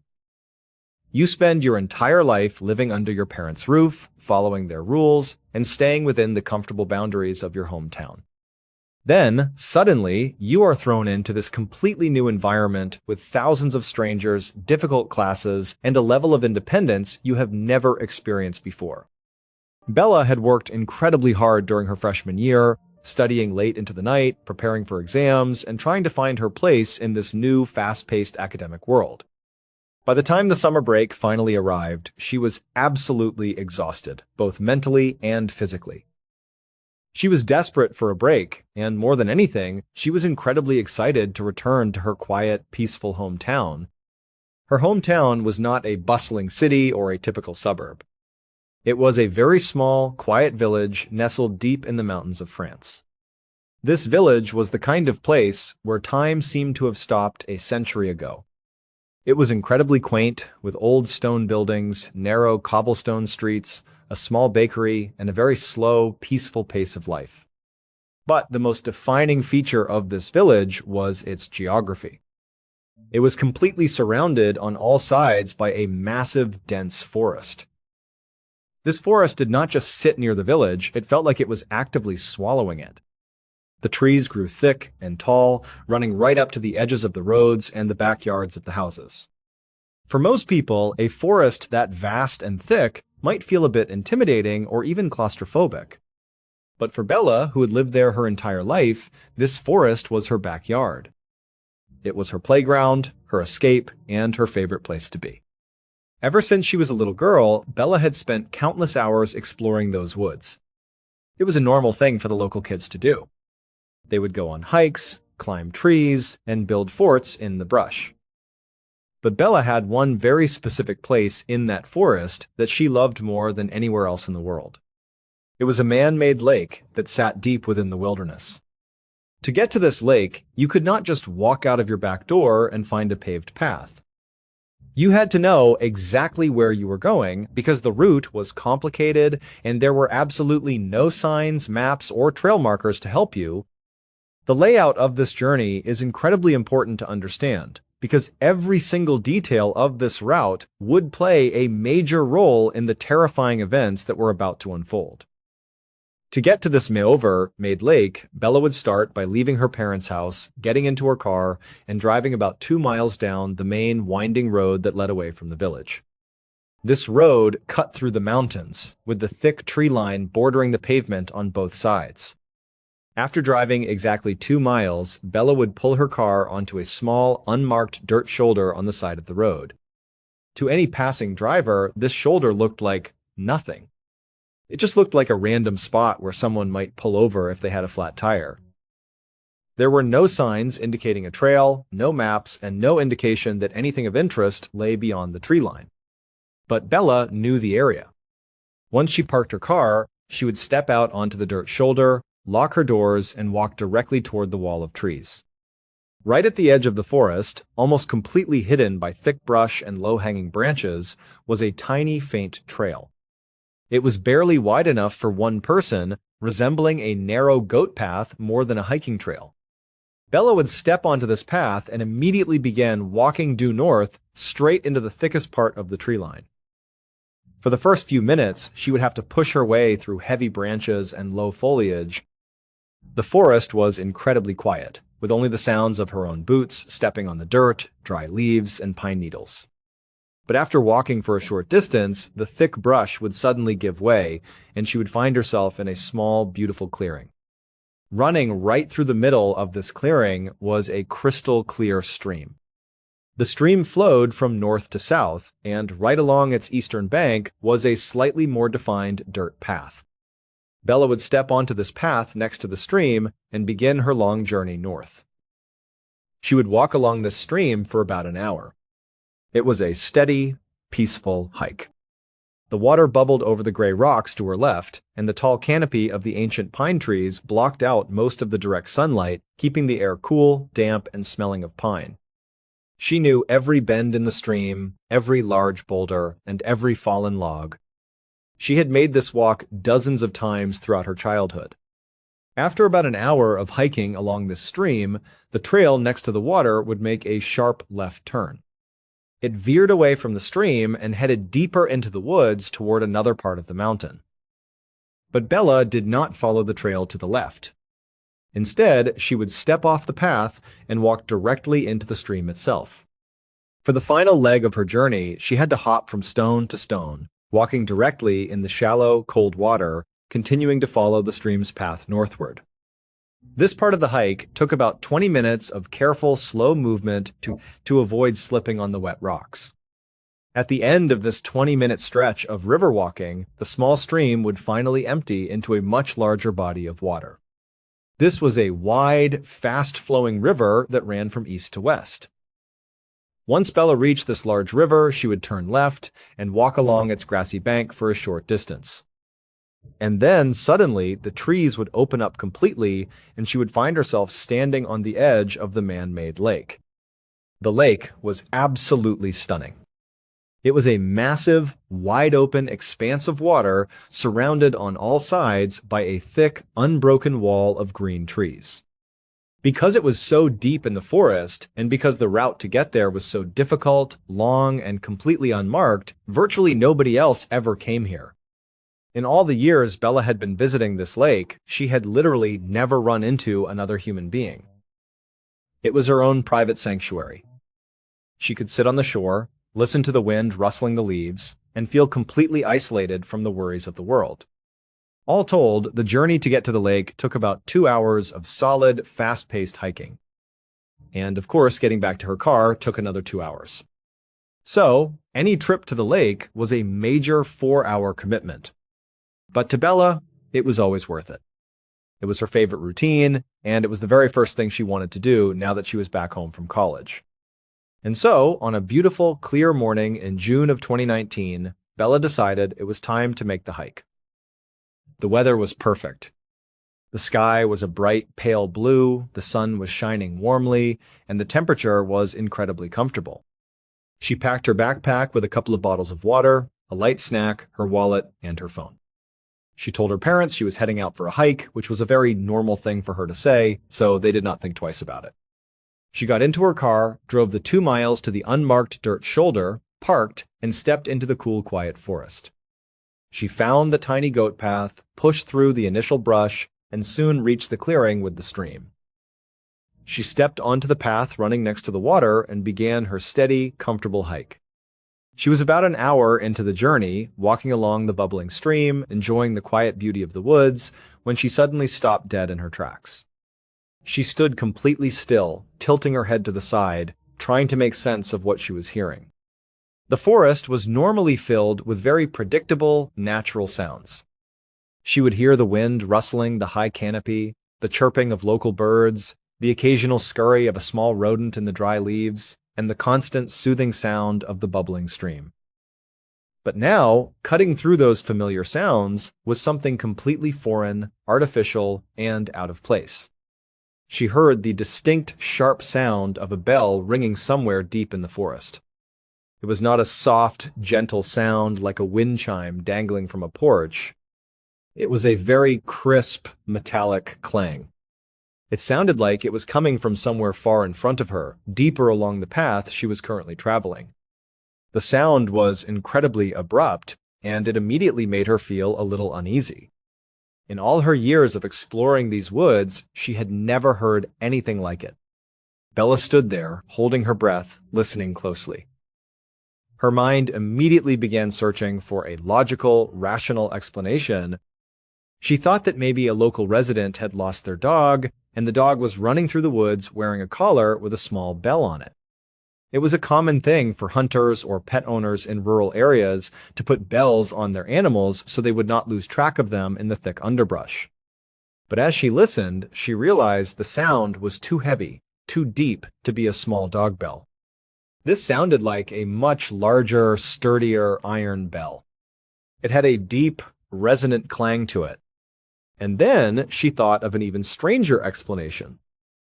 She wondered if perhaps someone had ordered a bell online and the delivery package had somehow fallen off a truck on a mountain road higher up, rolled down the steep ravine, and landed in the stream she was walking next to. She imagined the water current pushing the box against the rocks, causing the bell inside to jingle. It was a bizarre, almost comical thought, but it was her brain's way of trying to make sense of something that felt completely wrong in her quiet, secret forest. As she stood there, the bell started ringing again. This time, it was not just a single ring. It was a constant, chaotic series of clangs. It was completely sporadic, with no rhythm, no pattern, and no consistency. It sounded like someone was holding a heavy bell and shaking it randomly as they moved through the trees. But Bella was a brave, independent 18-year-old, and she was in her home forest. She did not feel afraid yet.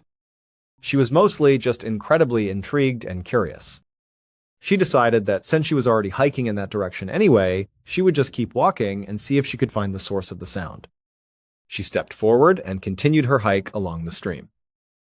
As she walked, the sporadic clanging of the bell continued to echo through the trees ahead of her. She estimated that she was about 20 minutes away from the point where she would reach the large east-to-west river.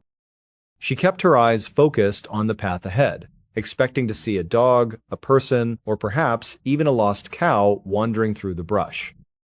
But the problem was, about 5 minutes after she started walking again, the bell sound just suddenly stopped. It did not fade away slowly as if the source was moving further into the distance. It stopped instantly. 1 second, the chaotic metallic clanging was echoing through the trees, and the next second, there was absolute, dead silence. This sudden silence was actually far more unsettling to Bella than the ringing itself. When the bell was ringing, she could at least track its general location and assume it was some physical object moving naturally. But the abrupt silence felt incredibly deliberate. It felt as though whatever or whoever was making that sound had suddenly realized she was there, and had chosen to stop and listen just as she had. Bella stood frozen on the trail for a moment, her heart beating a little faster. She looked around at the thick trees, but she could see nothing but green leaves, thick trunks, and deep shadows. She tried to shake off the uneasy feeling. She told herself that she was being silly. It was broad daylight, she was in a beautiful forest, and she was very close to her favorite lake. There was no reason to be scared. She took a deep breath, adjusted her backpack straps, and continued walking. She hiked for another 5 minutes, getting closer to the end of the stream path. The silence in the forest remained heavy and unbroken. As she approached the area where the trail would soon turn left, and she would have to start stepping on the river stones, she noticed something lying on the ground directly in the middle of the path ahead of her. At first, she could not make out what it was. It looked like a dark, shapeless mass. She thought it might be a large rock that had fallen onto the trail, or perhaps a large branch that had snapped off a tree.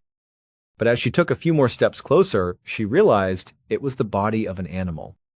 She slowed her pace, her eyes wide as she examined the form. It was a beaver. The beaver was lying completely flat on the damp dirt trail, right in the center of the path where she had to walk. It was a very strange sight, as beavers in this area usually stayed very close to the water and were rarely seen lying dead in the middle of a hiking trail. But as Bella stepped even closer, she saw something that made her stomach turn. The beaver's head was completely gone. It had been cleanly, surgically severed from the body. Bella looked down at the neck of the animal, expecting to see a bloody, ragged mess. If a predator, like a wolf, a lynx, or a wild dog, had attacked the beaver, the wound would be torn, shredded, and violent. There would be bite marks, claw marks, and signs of a struggle. But there was none of that. The cut across the neck was incredibly clean, as if someone had used an extremely sharp knife, a saw, or a scalpel to slice right through the bone and tissue. Even stranger, there was absolutely no blood on the dirt around the body. The ground was dry and clean. The headless beaver was just lying there, dry and intact, except for its missing head. Bella stood over the carcass, a deep chill running down her spine. She nudged the body gently with the toe of her boot. The animal's limbs were still soft, limp, and loose. Rigor mortis, the natural stiffening of a body after death, had not set in yet. There was also absolutely no smell of decay. This meant the beaver had died very recently. In fact, it must have been killed only a short time before she arrived at this spot. At this point, all the pieces began to connect in her mind, and the picture they painted was terrifying. The strange, sporadic clanging of the bell. The sudden, abrupt silence. And now a freshly decapitated beaver lying directly in the middle of her path. She realized that the bell sound had stopped right around the time she was approaching this very area. It was highly likely that whoever had killed this beaver had been standing right here doing this horrific deed while she was walking toward them. When they heard her approaching, they must have stopped ringing the bell, cut the head off, and slipped into the thick trees to hide. The thought that some strange person was lurking in the bushes just yards away from her, holding a sharp knife and a severed beaver head, was absolutely horrifying. Bella felt an overwhelming urge to turn around and run back to her car. But then, she stopped herself. She took a few deep breaths and tried to force her logical, pragmatic mind to take over. She told herself that she was overthinking the situation. Perhaps another animal had indeed killed the beaver and somehow managed to pull the head off cleanly. Maybe the lack of blood was due to some natural post-mortem process she did not understand. Maybe the bell sound had nothing to do with this at all and was just a random coincidence. She did not want to let some strange, unexplained events ruin her first trip to the lake. She had walked for over an hour and she was only 15 minutes away from her sanctuary. She decided she would not let fear win. She stepped carefully around the headless beaver, avoiding making any contact with it. She walked to the edge of the stream, stepped onto the wet rocks, and began making her way toward the large east-to-west river. She reached the river, turned left, and soon emerged at the man-made lake. She spent a couple of hours at the lake, trying to relax, but she could not fully shake the uneasy feeling. Every little rustle of the leaves, every crack of a branch in the distance made her jump. Still, nothing happened. The forest remained quiet, and she did not hear any more bells or see any people. Later that afternoon, she packed up her things and began the long hike back. She walked along the river, turned onto the stream path, and passed the headless beaver once again. It was still lying there, cold and undisturbed. She hiked the remaining hour back to her car, got in, and drove home. She did not tell her parents about the bell or the beaver because she did not want them to worry or forbid her from going to the lake in the future. Fast forward to about a week later, Bella had spent her time catching up with friends from high school, sleeping in, and enjoying her summer break. But by the end of the week, she began to feel restless. She wanted to go back to the lake. The memory of the terrifying hike had faded slightly, and she convinced herself that she had simply let her imagination run wild. It was a late afternoon when she made the decision to go. She looked at the clock, and it was already 5:30 p.m. Now, Bella knew the math of this hike very well. It took 2 hours to get to the lake and 2 hours to get back. That was a 4-hour round trip. Sunset that evening was scheduled for exactly 9 p.m. If she left her house right then, drove the 2 miles, and began hiking by 5:45 p.m., she would reach the lake around 7:45 p.m. She would only have a few minutes to look at the water before she would have to immediately turn around and hike back to ensure she reached her car by 9:45 p.m. This meant the final 45 minutes of her hike back would be in the twilight or near darkness. Normally, she would never start a hike this late, especially with the weather forecast predicting potential summer thunderstorms. But Bella was feeling stubborn and impulsive. She wanted to challenge herself. She decided she would simply hike at an incredibly fast pace, practically jogging, to shave off some time and beat the darkness. As she was heading out the door, her parents stopped her. They looked out the window at the darkening sky and expressed their concern. They told her it was getting late, the clouds looked heavy, and a storm was rolling in. They suggested she wait until the morning. But Bella smiled, waved them off, and told them she would be completely fine and would be back before they knew it. She drove to the dirt shoulder, parked her car, and stepped into the woods. Immediately, she noticed the forest felt different than it had a week ago. The sky above the canopy was thick with heavy, dark gray clouds. The wind was picking up, causing the branches of the tall trees to sway and creak loudly. The air felt heavy, cold, and damp, carrying the distinct scent of oncoming rain. But Bella was determined. She set off at a very fast pace, almost a light jog, keeping her eyes glued to the narrow path next to the stream. She was making excellent time. Within about 40 minutes, she was already deep into the woods, far past the halfway mark. As she pushed forward, she noticed the sky was growing darker much faster than she had anticipated. The thick storm clouds were blocking out the remaining sunlight, casting the entire forest into a deep, eerie twilight. Thunder began to rumble in the distance, a low, vibrating sound that shook the ground beneath her feet. Still, she kept going. She reached the area where she had seen the dead beaver a week prior. As she passed the spot, she glanced down and saw the carcass was still there, but it was now in a state of decay, looking shriveled, gray, and bloated. She quickly looked away and kept moving. Just as she was approaching the end of the stream path, near the point where she would have to step onto the river stones, the sky finally opened up. An absolute deluge of rain came pouring down. It was a massive summer thunderstorm. The rain was so heavy that it instantly drenched her clothes, dripping down her face and blurring her vision.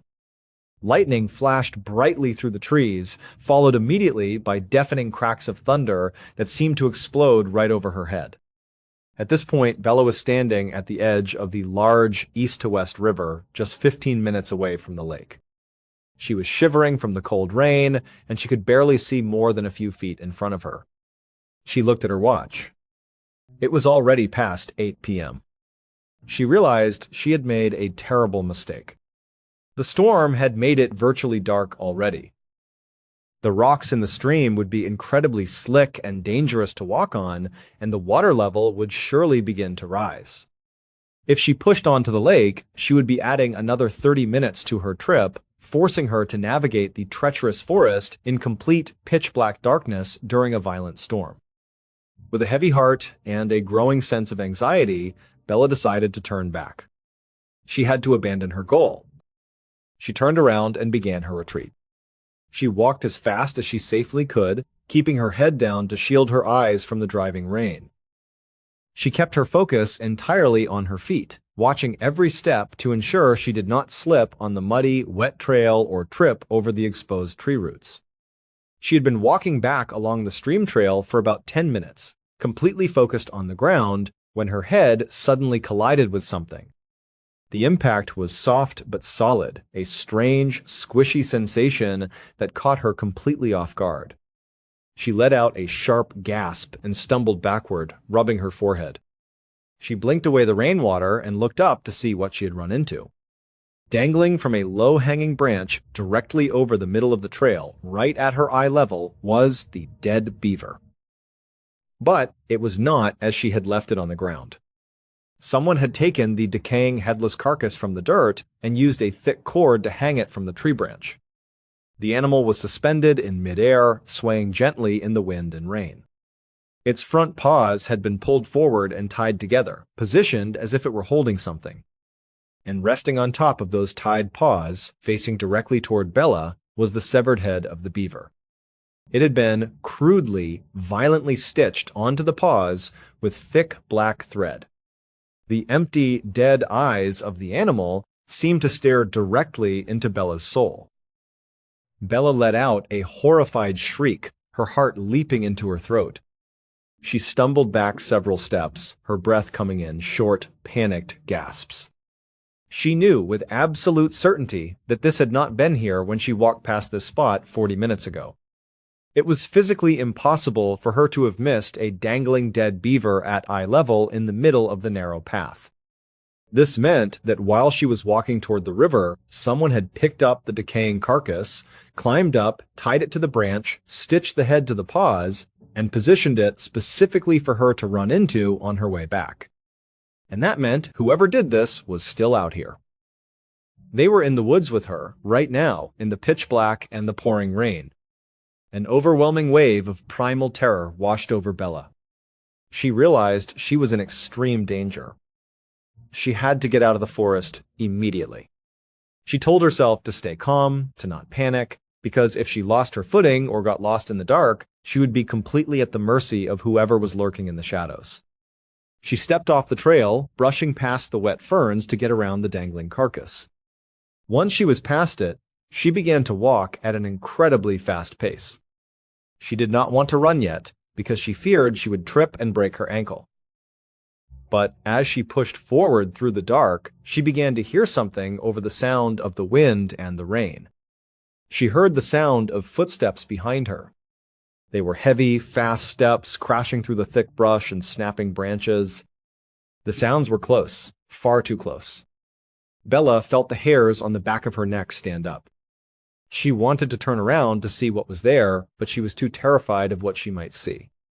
She kept her eyes focused forward, picking up her pace to a fast jog. And then, she heard it. The bell. It started ringing again, right behind her. It was the same metallic, sporadic clanging she had heard a week ago. But now, it was not off in the distance. It was directly behind her, moving at the exact same pace as the heavy footsteps. Every time the footsteps crashed through the brush, the bell clanged violently. The realization hit her like a physical blow. Whoever was chasing her had the bell attached to them. They were hunting her. Bella could not control her fear any longer.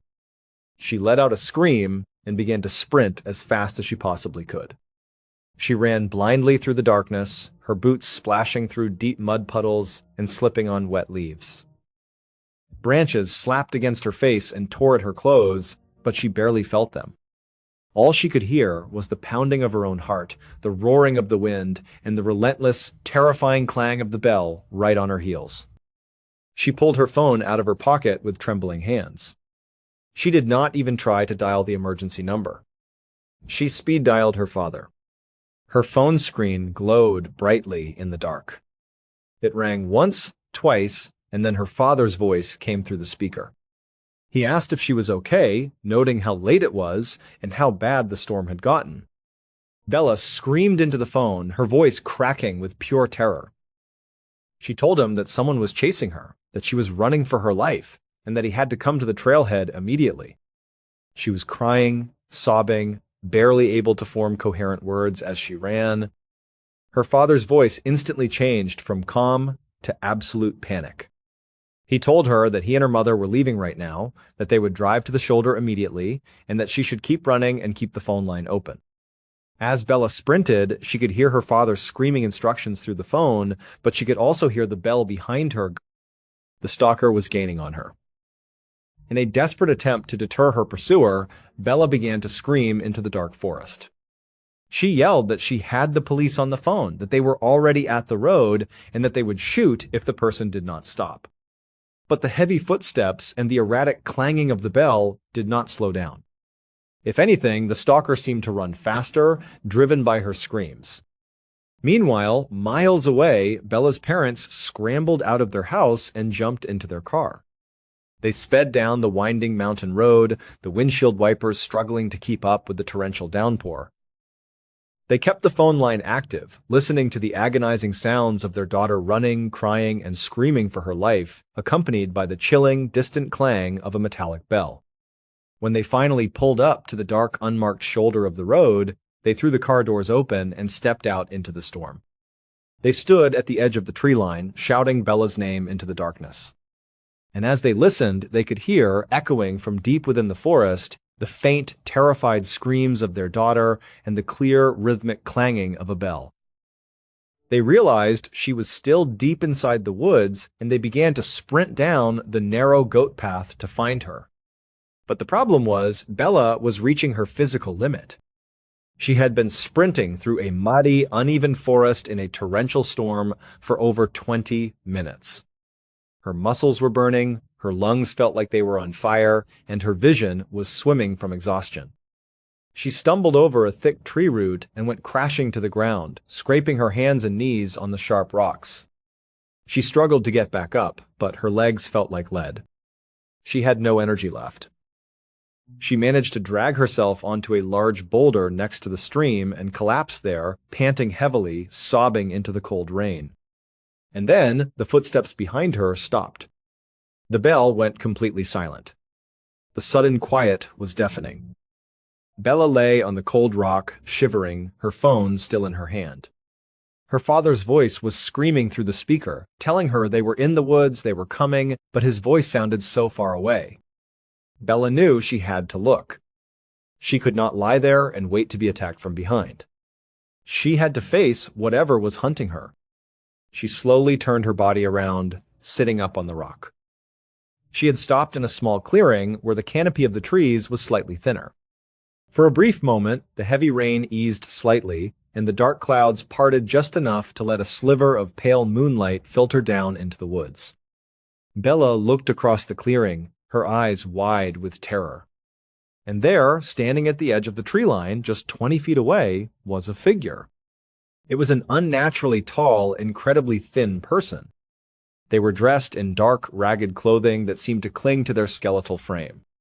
But the most terrifying thing was the way they were standing. The figure was completely still, staring directly at Bella. And then it took a single, slow step forward into the clearing. As it moved, its body jerked in a strange, unnatural, herky-jerky motion. It was not a smooth human stride. It looked like a puppet being pulled by invisible strings. And as it took that step, a loud, sharp clang echoed through the clearing. Bella's eyes traveled down to the figure's waist. Tied tightly to its hip with a thick leather strap was a heavy, rusted metal bell. It looked exactly like an old cowbell. Every time the figure's hip jerked forward with that strange mechanical stride, the bell would swing and clang loudly. The figure stared at her, its face obscured by the shadows and the rain, but she could feel the intense, malevolent gaze fixed upon her. Seeing this creature, this person, standing so close, watching her with such cold, calculated malice, triggered a final, desperate surge of adrenaline in Bella's body. She let out a piercing scream, scrambled off the rock, and began to run again. She did not look back. She did not care about the mud, the rocks, or the branches. She ran with the pure, unadulterated instinct of a prey animal escaping a predator. Behind her, the herky-jerky footsteps picked up, and the clanging of the bell became a frantic, chaotic storm of noise. The stalker was sprinting after her. Bella ran for another 5 agonizing minutes, her vision fading on the verge of collapsing. And then, suddenly, a bright flashlight beam cut through the darkness ahead of her. She heard her father's voice screaming her name. She burst through a thick patch of bushes and collided directly with her father, who caught her in his arms. She clung to him, sobbing hysterically, pointing back into the dark woods, gasping that something was right behind her. Her father shone his flashlight back down the path, but the light revealed nothing but empty trees and falling rain. The clanging of the bell had stopped the moment they emerged. Her father scooped Bella up in his arms and ran back toward the road, with her mother running closely behind them. They scrambled into their car, slammed the doors shut, locked them, and sped away from the forest as fast as the car would go. Bella was taken straight to the local police station. She was shivering, covered in mud, scratches, and bruises, and completely traumatized. She spent hours speaking with the officers, describing the bell, the decapitated beaver, the dangling carcass with the stitched head, and the terrifying, tall, thin figure that had chased her through the storm. The police took her report very seriously.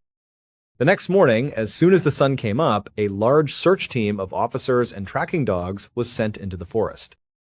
They searched the entire trail along the stream, all the way to the large river and the lake.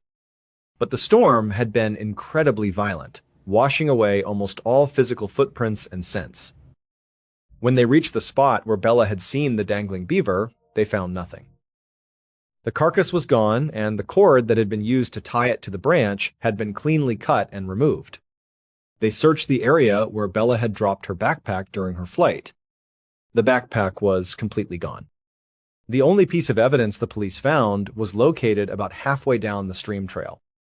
Tucked neatly under a large flat rock next to the path was a brand new clean black t-shirt. It had been folded with perfect military precision. It did not belong to Bella, and there was no logical explanation for why a pristine, folded t-shirt would be hidden under a rock in the middle of a dense, uninhabited mountain forest. The police concluded that Bella had likely crossed paths with a highly dangerous, mentally unstable transient or a local resident who was using the forest to commit bizarre acts of animal cruelty and terrorize hikers. They warned her and her family to stay away from the area, as they could not guarantee her safety. For Bella, the psychological scars of that night would never fully heal. The forest that had been her sanctuary, her childhood playground, and her favorite place in the world had become a place of absolute nightmare. She could never look at the trees the same way again. She never returned to those woods.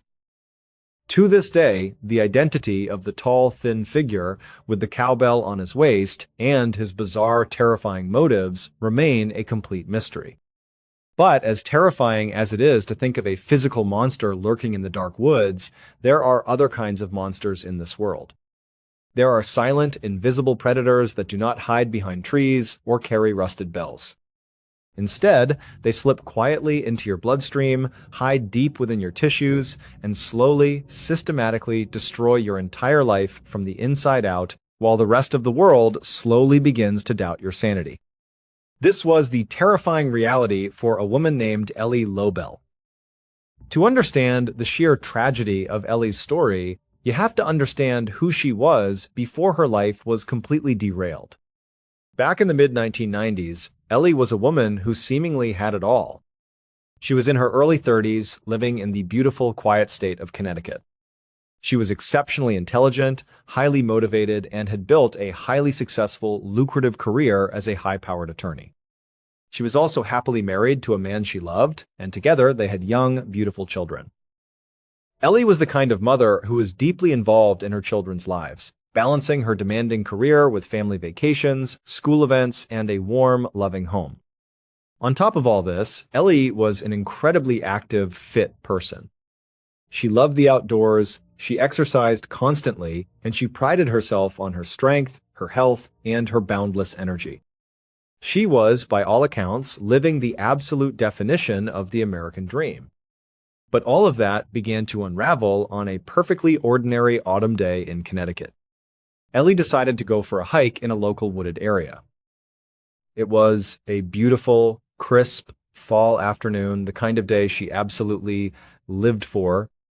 She spent a few hours walking through the colorful falling leaves, enjoying the fresh air and the physical exercise. When she finished her hike, she returned to her home, feeling a bit tired, which she assumed was just the natural result of a good physical workout. But later that evening, she began to feel incredibly under the weather. She felt a sudden, deep fatigue settle into her bones. Her muscles began to ache, and she felt a wave of mild nausea wash over her. Ellie was not a sickly person. She rarely, if ever, got sick, so she assumed she had simply caught a mild flu, or perhaps she was just feeling worn out from her hectic work schedule at the law firm. She took some over-the-counter medicine, drank some water, and went to bed early, fully expecting to feel completely normal in the morning. But the problem was, she did not. When she woke up the next day, the fatigue was still there, heavier than before. Her body felt stiff, and her mind felt strangely foggy, as if she were trying to think through a thick layer of cotton. She pushed through it, going to work and taking care of her children, telling herself that it would pass in a day or two. But days turned into weeks, and the symptoms did not go away. In fact, they seemed to fluctuate in strange, unpredictable ways. Some days she would feel relatively normal, and then the next day she would be hit with an overwhelming, crushing wave of exhaustion that made it difficult to even get out of bed. She began to experience strange migratory pains in her joints, headaches, and a persistent low-grade fever. Concerned, Ellie went to see her primary care physician. The doctor ran some standard blood tests, checked her vitals, and asked about her lifestyle. When the tests came back completely normal, the doctor looked at Ellie's busy, stressful schedule as a high-powered attorney and mother of young children and concluded that she was simply suffering from severe stress and burnout. The doctor advised her to take some time off work, rest, and let her body recover naturally. Ellie took the doctor's advice. She stepped back from her heavy workload at the law firm, stayed home, and tried to rest as much as possible. But the rest did not help. The symptoms persisted, and as the months rolled by, they began to get worse. This was the beginning of what would become a 15-year descent into absolute living hell. Ellie began to visit specialist after specialist, desperately searching for answers. She saw neurologists, rheumatologists, infectious disease experts, and alternative medicine practitioners. She underwent countless blood tests, MRI scans, CT scans, and experimental treatments. But the problem was, every single test came back negative. To the medical world, Ellie Lobel was perfectly healthy. When doctors cannot find a physical cause for a patient's suffering, they often begin to suggest that the suffering is psychological. And this is exactly what happened to Ellie. Doctors began to hint that her symptoms were psychosomatic, that she was suffering from depression, anxiety, or hypochondria. They prescribed her various antidepressants and anti-anxiety medications, which did absolutely nothing to relieve her physical pain and fatigue. As the years dragged on, the people in Ellie's life began to change their attitude toward her. Initially, her family and friends were incredibly supportive and sympathetic. But as year after year passed with no diagnosis and with Ellie constantly canceling plans, staying in bed, and complaining of a mystery illness that no doctor could find any evidence of, the sympathy began to wear thin. People in her social circle began to suspect she was exaggerating her symptoms, or worse, that she was using her illness as an excuse to avoid her responsibilities as a wife, a mother, and an attorney. This growing skepticism began to severely erode her marriage. Her husband, who had once been her partner and biggest supporter, grew increasingly frustrated and resentful. He could not understand how a woman who had once been so strong, vibrant, and independent could now be so completely incapacitated by an illness that apparently did not exist on any medical chart. They began to fight constantly. He accused her of giving up on her life, her career, and her family. Ellie was devastated. She was not faking. She felt as though her body was actively betraying her, and now the people she loved most were betraying her too by refusing to believe her. The constant tension and lack of support eventually became too much to bear. After years of struggling to maintain their relationship, Ellie and her husband got divorced. The divorce was a massive blow, but the tragedy did not stop there. As her children grew older, they too began to drift away. They had spent their formative years watching their mother struggle with a mysterious, undiagnosed condition, and they had been deeply influenced by their father's growing skepticism. They grew to believe that their mother was simply unstable or emotionally unavailable. One by one, as they reached adulthood, they moved out of the house, established their own lives, and distanced themselves from Ellie. Ellie was also forced to completely give up her career as a lawyer. The cognitive impairment, often referred to as brain fog, became so severe that she could no longer read complex legal documents, remember crucial details of cases, or speak articulately in a courtroom. The career she had worked so hard to build and that had defined so much of her identity was completely gone. By the time 15 years had passed, Ellie Lobel was a shell of her former self. She was in her late 40s, living alone in a small apartment, divorced, unemployed, broke, and in constant chronic physical pain. And then, around the 15-year mark, her symptoms suddenly took a turn for the absolute worst. The chronic, low-grade suffering she had endured for a decade and a half suddenly transformed into a severe, acute health crisis. She began to experience intense stabbing pains in her abdomen, severe difficulty breathing, and a level of weakness so profound that she could barely lift her hands. She was rushed to the hospital where emergency room doctors ran a battery of urgent tests. For the first time in 15 years, the tests showed something concrete and undeniable. But the problem was, it was the worst possible news. Ellie's major organs were beginning to fail. Her kidneys and her liver were actively shutting down, and her heart was under immense strain. The doctors sat by her bedside and told her that whatever mystery illness she had been suffering from for the last 15 years had finally reached its terminal, end stage. They offered to put her through a series of highly aggressive experimental medical treatments to try and prolong her life. But they were very honest with her. These treatments would be incredibly painful, they would require her to remain in a hospital bed hooked up to machines, and they had a very low chance of success. At best, they might buy her a few more months of extremely poor quality of life. Alternatively, they told her she could choose to do nothing, enter palliative care, and let nature take its course. To Ellie, this news was not a tragedy. It was a profound, beautiful relief. She had spent 15 years fighting a war against an invisible enemy, losing her husband, her children, her career, her savings, and her health in the process. She was tired. She had absolutely nothing left to fight for. The thought of spending her final weeks in a cold, sterile hospital room, being poked with needles and hooked up to noisy machines, sounded like a horror story. She decided she wanted to die on her own terms, with dignity and peace. She refused all medical treatments. She told the doctors she was going to let herself go. But Ellie did not want to die in Connecticut, surrounded by the memories of the life she had lost. She wanted to spend her final days in a place she had always loved, Southern California. She kept her decision completely secret from her family. She knew that despite their emotional distance, if her children or her ex-husband found out she was actively choosing to die, they would intervene, call the authorities, and force her into a hospital. She did not want that. She quietly hired a professional end-of-life caretaker. This is a person whose job is not to treat a patient or try to cure them, but simply to remain by their side, administer pain medication, keep them comfortable, and handle the legal and practical logistics when the patient finally passes away. Together with her caretaker, Ellie packed a small bag and traveled to a quiet, picturesque coastal town in Southern California. She rented a beautiful, sunny Airbnb that looked out over a vibrant landscape. Her plan was simple, peaceful, and incredibly deliberate. She was going to get into bed, open the window to let the warm California breeze and the scent of flowers in, and quite literally lay there until she died. She decided she would stop eating, sip only enough water to wet her parched throat, and let her failing organs finish their work. For the first 3 days in the Airbnb, Ellie did exactly that. She lay in the comfortable bed, watching the curtains flutter in the breeze. She grew weaker and weaker with each passing hour.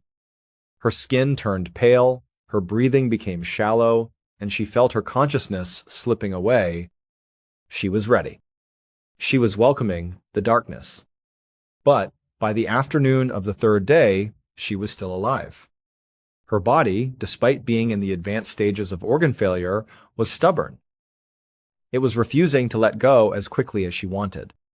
She felt incredibly stiff, sore, and suffocated from spending 72 hours lying in the same bed. She looked out the window and saw the beautiful, bright California sunshine. She decided that she would take a temporary break from her deathbed. She wanted to feel the sun on her face one last time, to smell the wild flowers, and to take a short, final walk before she returned to the bed to die.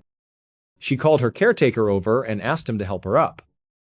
She was incredibly frail, barely able to support her own weight, but she leaned heavily on his arm as he guided her out of the house and onto the sidewalk.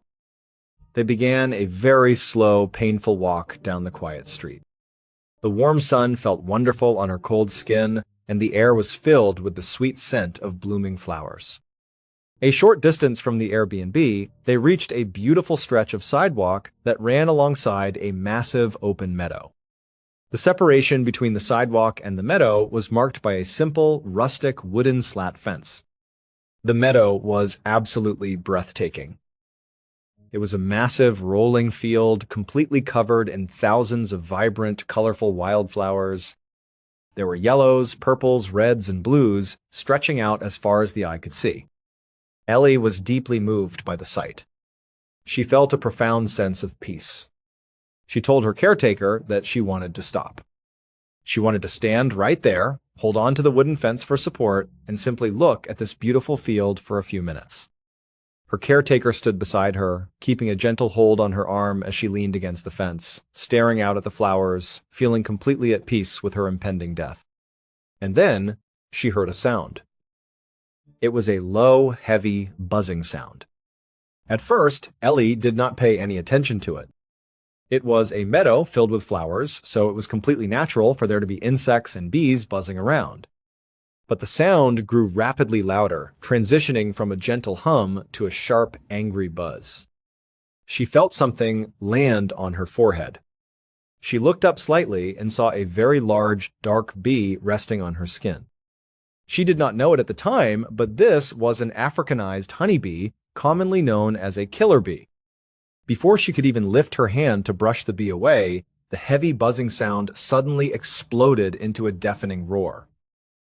Ellie looked up, and her heart froze. Hovering directly over her head was a massive black cloud. It was a swarm of thousands of Africanized killer bees. They had been nesting nearby, and for some reason they had been agitated and decided to swarm. And they chose Ellie as their target. Without any warning, the black cloud descended upon her. Within seconds, Ellie was completely covered in bees.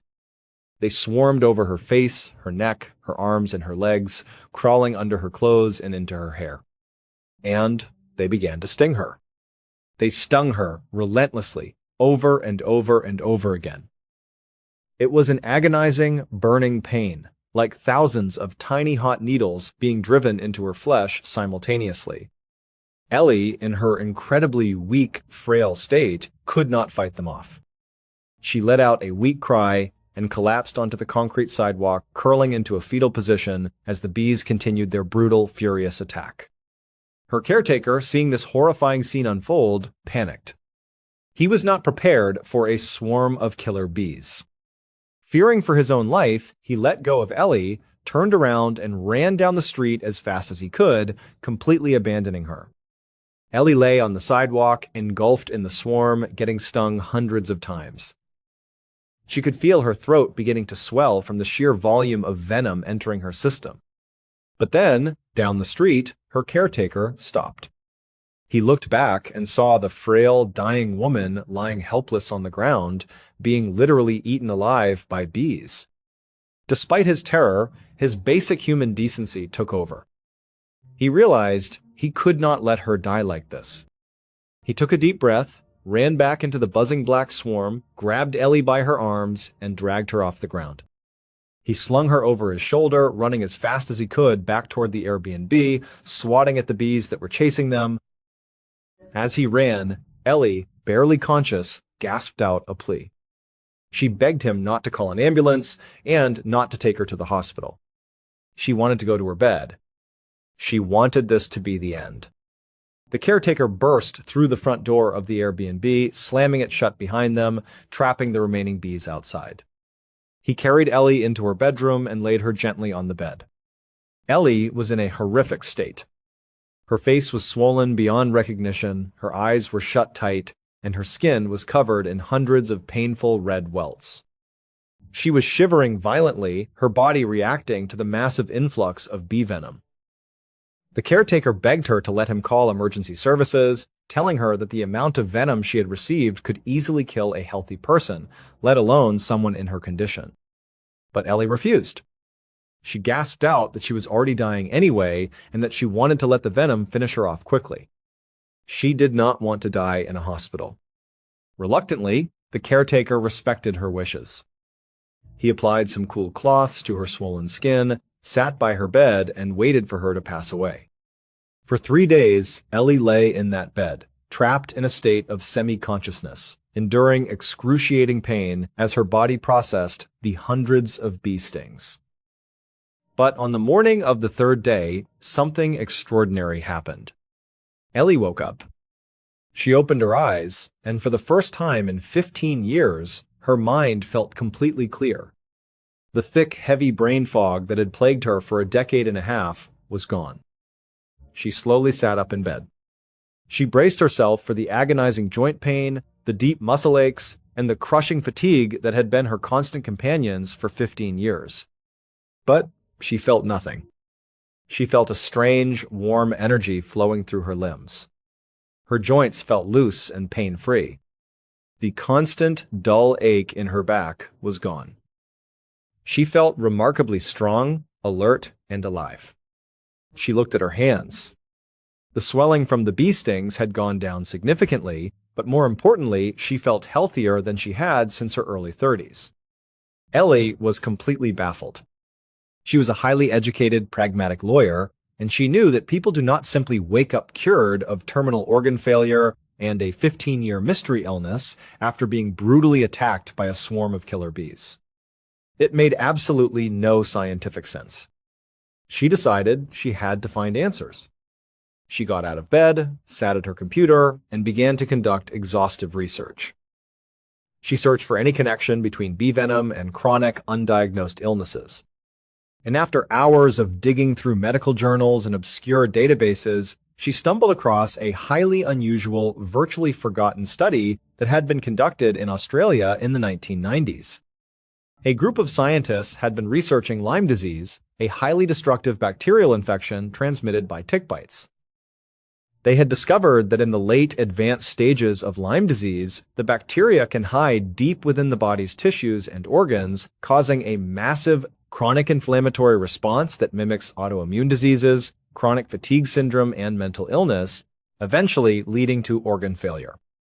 The Australian scientists had developed a theory. They discovered that melittin, a powerful peptide found in honeybee venom, has the unique ability to target and destroy the outer membrane of the Lyme disease bacteria, effectively killing it.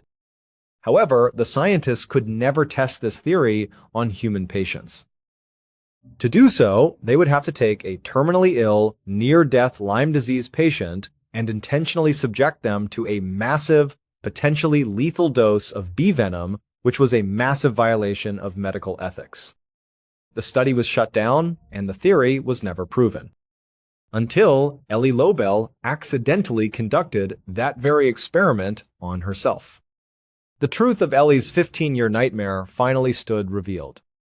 On that crisp autumn afternoon in Connecticut 15 years ago, she had indeed been bitten by a tiny tick. Because she was incredibly fit and active, she did not notice the bite, and she never developed the classic bullseye rash that is typically associated with Lyme disease. Because the infection was not caught early and treated with simple antibiotics, the bacteria had spread throughout her body, slowly destroying her nervous system, her joints, her brain, and eventually her organs over the course of 15 years, while every doctor she saw completely missed the diagnosis. When she was attacked by the swarm of Africanized killer bees in Southern California, her body was pumped full of a massive concentrated dose of melittin. The bee venom had acted as a highly targeted, aggressive antibiotic, systematically wiping out the 15-year-old Lyme infection in her body, saving her organs from failure, and completely curing her. The very thing she had hoped would end her life had actually given her life back. Ellie's recovery was complete and permanent. She regained her physical strength, her mental clarity, and her boundless energy.